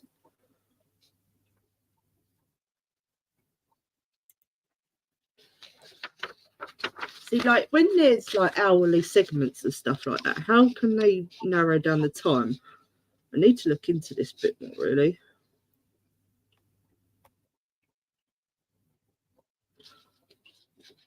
At 11:48 on the 27th, that was the last time Fitbit recorded a confidence level 3. but it doesn't say if there was any, like, from the 9:18 to 11:48. It doesn't say how many times there was a constant confidence level 3 recorded. Yeah, that like when they're verbally talking about it, they don't actually tell us that, do we? Yeah, I think a bit later he says one more time, so that was 11:48. So, like, does it go all dull, and then just as like one peak, random peak that comes? Yeah, at 11:48. It's just a weird. That's like a long time after she's gone into that river, potentially. Yeah, and assuming by that stage that she's gone down under the river, then she'd be low. I can't say it. She'll have sunk, won't she, into the river? So she's not necessarily going to be in moving water, so it's not going to detect anything from her, is it? If what they're saying happens, if that makes sense. Yeah.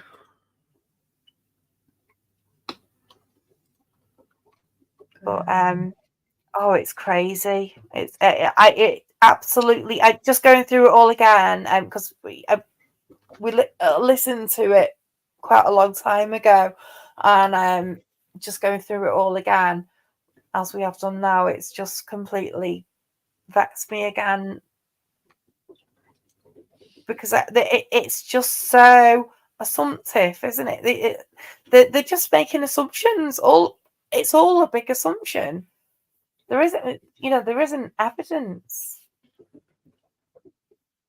No, there's not.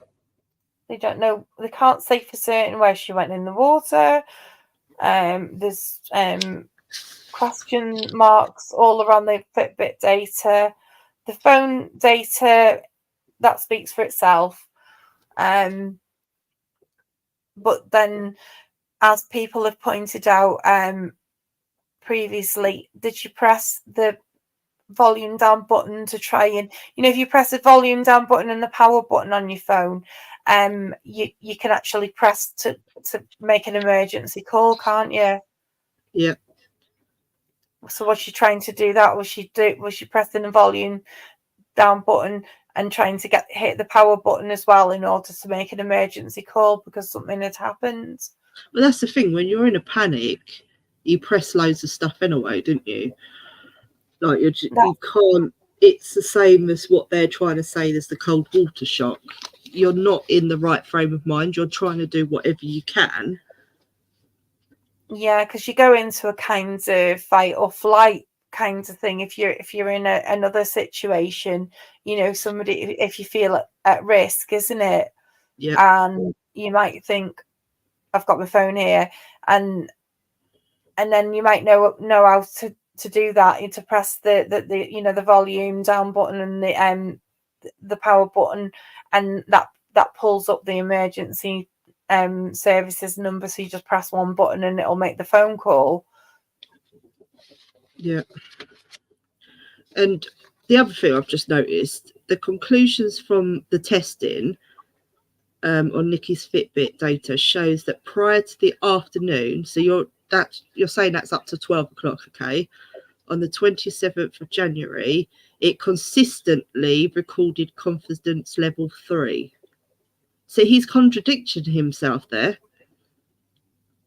Yeah. Oh, I missed that one as well. Oh, God.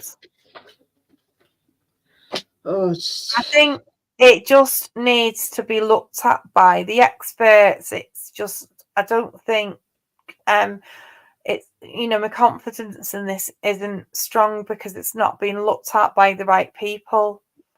Yeah. And it's no disrespect to the police officer that's done it. I am sure he did his best, but he is not a technician, and these are very, very complex devices. I've studied IT in university, and I wouldn't take that on. No. And I understand how these works because I've done assignments specifically on the Fitbit. I've wrote a piece about that, and I wouldn't take on that job. No, definitely not.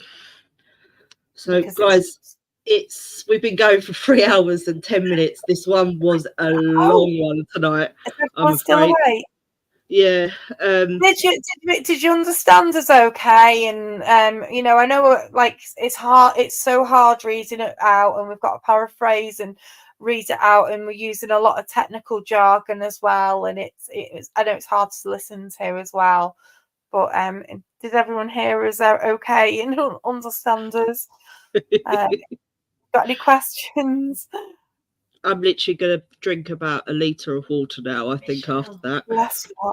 I do you know what, right? I think we've got to give credit to Joe and Michelle, because they have worked behind the scenes, right, so hard on this, getting everything together and going in there and like running the audio, and you have to run through it's words that it's got a transcription device on it, hasn't it, where you can transcribe from an audio and it'll put it in words for you. But it doesn't always work. yeah, because it's a little bit like you know, subtitles. That's the only thing I can think of to compare it. Subtitles, and it's a lot. It's been a long hog, hasn't it? You know, we've got families as well and stuff going on with, you know, looking after our kids. So I just thank you to you both for doing what you've done, because you're both superstars. No, thank you. I'm glad that I haven't got to transcribe anymore, though. Yeah. Oh, I think you'll be sick of the sight of that app, won't you? Moving on to words and going through it all. Thanks, guys. Oh. Yeah, we are literally 42 subscribers away from hitting 1,000. So if you've got this far and haven't subscribed, please subscribe and get us to that 1,000 mark. And I think when we've hit 1,000, we will do a little draw and maybe send someone a t-shirt or get a t-shirt made up or something and send it. Yeah, we've had some t-shirts made up, but wasn't happy with the quality of them. But we're going to get some more done, and we'll So once we've got to 1,000, we'll just put everyone's name in a hat, and we'll just draw out somebody who can have a merch t-shirt if they want one. You know, if not, we'll redraw or whatever. But the reason that we're trying to get to 1K is because it means it opens up things like that we can have more private videos done. I don't know if everyone's aware, but there's been a few we've been getting a bit of unwanted attention, I think, is the most diplomatic way of saying this. And what we feel that maybe if we ran some members only or subs only videos, that might be a way of helping up the whole channel, because we're not so bothered about the numbers, but we want to get the point across for Nikki, and we want to do it without the unwanted attention. So when you get to 1K, a lot more options open for your channel. You get more functionality available to you in order to run your channels in a different way, and that's what we want to do. So it's not money orientated, because we were talking about this. If you did a subs only video, you know, we're happy to give away memberships for free. You know, look, we don't want money, but what we want to do is just have that ability to just run it within a select group of people who are like who've been with us from the start, really, and who are following us now. Our supporters, and there's been a lot of people supporting us this week as well, and I'd like to say thank you to each and every one of those as well, because it's not been very nice. But hey ho, it's, do you know what?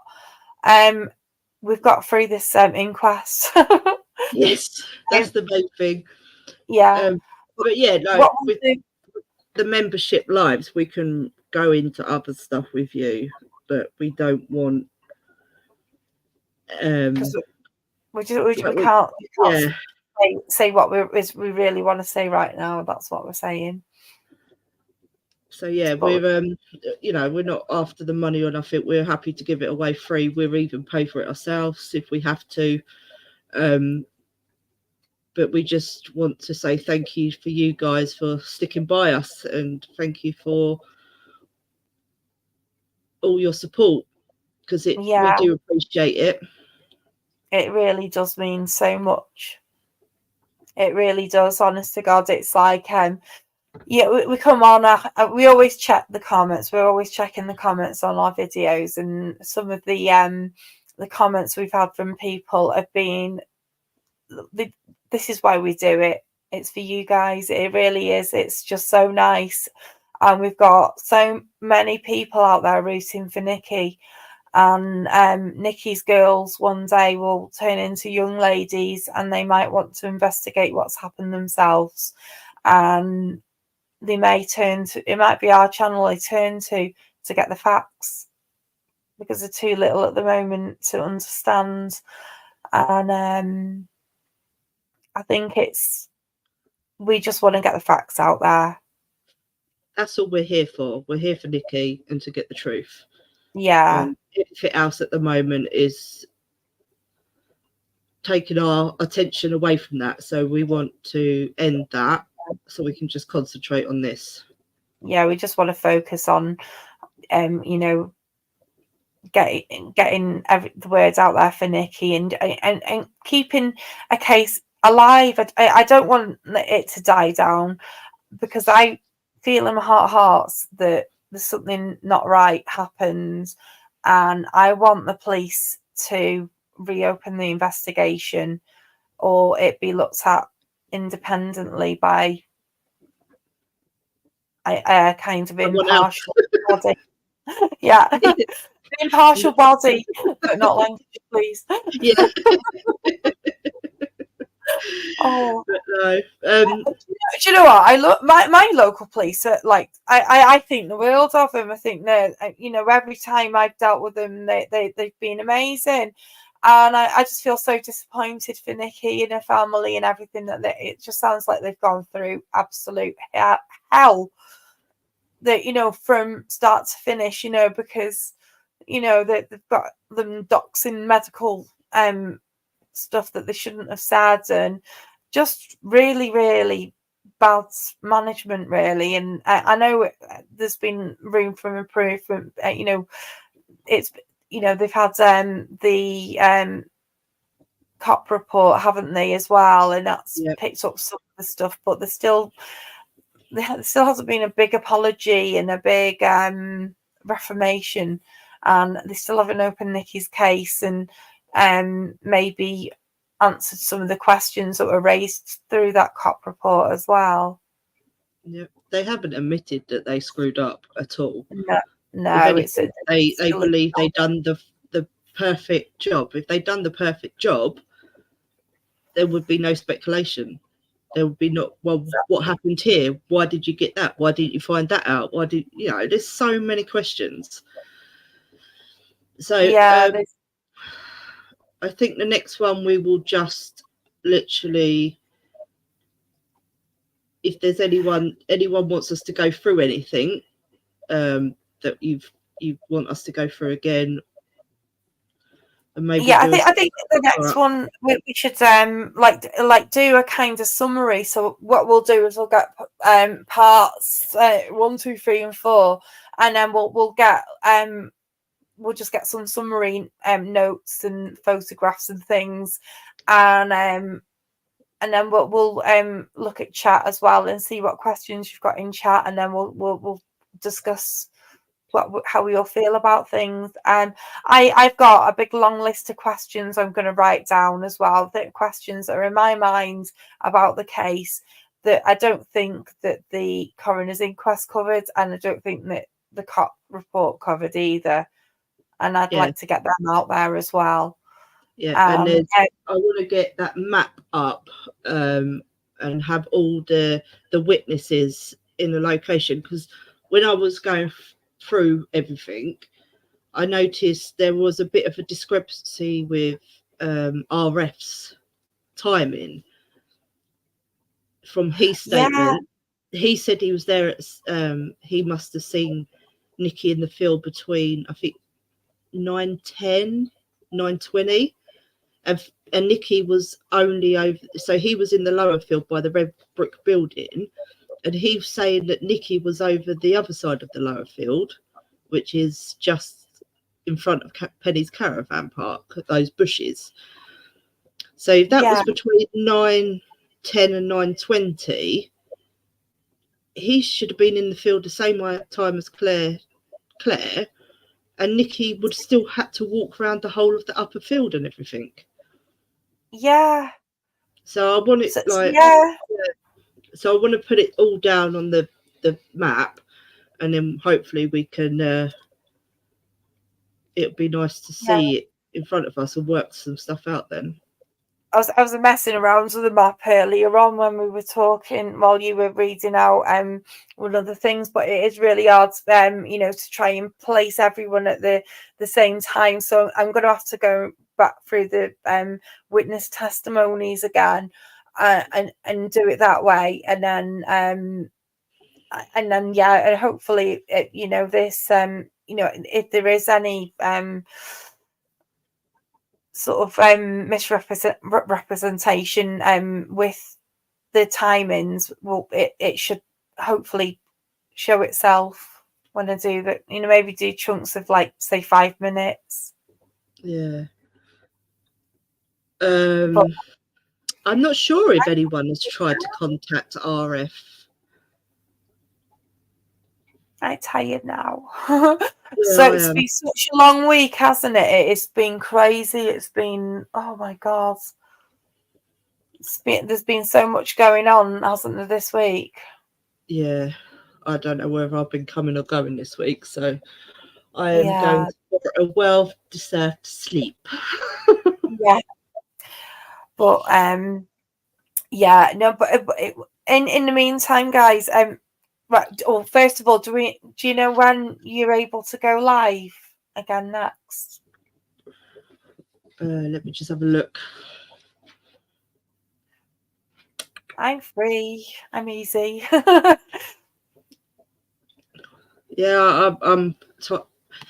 busy. We're busy tomorrow. Yeah. We could possibly do Sunday. Is Sunday good for you guys in chat? Should we do Sunday? Sunday sounds like a good day, isn't it? We might come on a bit earlier. It won't be a late one. It will not be a late one. Maybe should we try and come on for maybe about 8:30?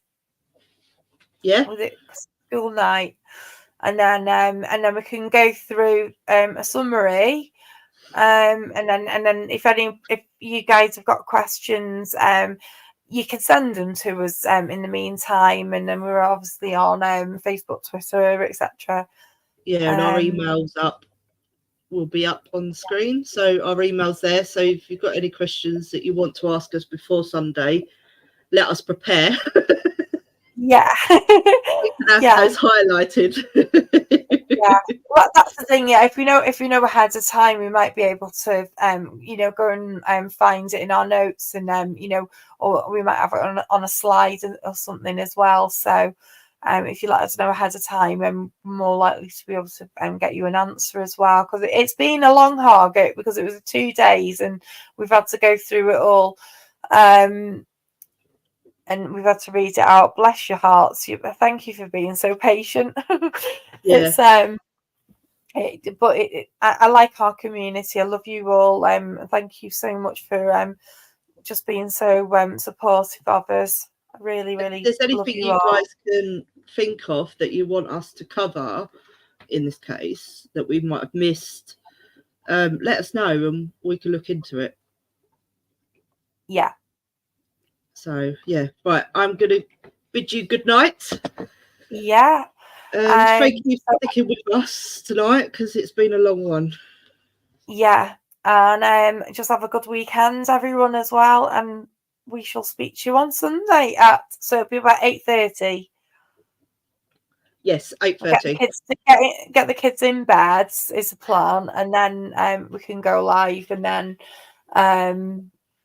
we won't be too tired in the mornings getting up then as well on Monday morning. I think I had near enough overlaid Monday after Sunday nights. Oh. Last time we did a live on a Sunday, I was knackered tonight. On the Monday, I don't think I managed to go to sleep straight away, and then so I think I only has about 3 or 4 hours sleep, if that. I was knackered. It's like, oh, when your alarm goes off and you feel like chucking it out the window. Yeah, especially after that one, you had to have a bit of time because it was so triggering, that one, wasn't it? Yeah. So some of the accounts that we've read are triggering, and some are just like really sad as well. When it comes to family, it's really sad, isn't it? Yeah. Oh, Caroline, sorry, it's a long one. You've got a long one to listen to, I'm afraid. But yeah, let's hope we can hit 1,000 subscribers. We're nearly there. It would make our day if you could get 1,000. That would be absolutely amazing. Because it's just because we need the extra functionality now. Because when you get to 1K plus, then like you get to these like you've got these aims that you've got to get through, and then you get more and more functionality. And it's 1K that really opens the door, and this is what we need at the moment with all that's going on. So it would do us a massive favour, really, really would, and then it would also help us in the way that we can reel things out to you guys as well. No, definitely. So right, have a lovely weekend, all. Yeah. Sleep well, and we'll see you on Sunday. See you Sunday, guys, and then just have a great weekend. Yeah. Good night. Bye. Bye. Sleep well.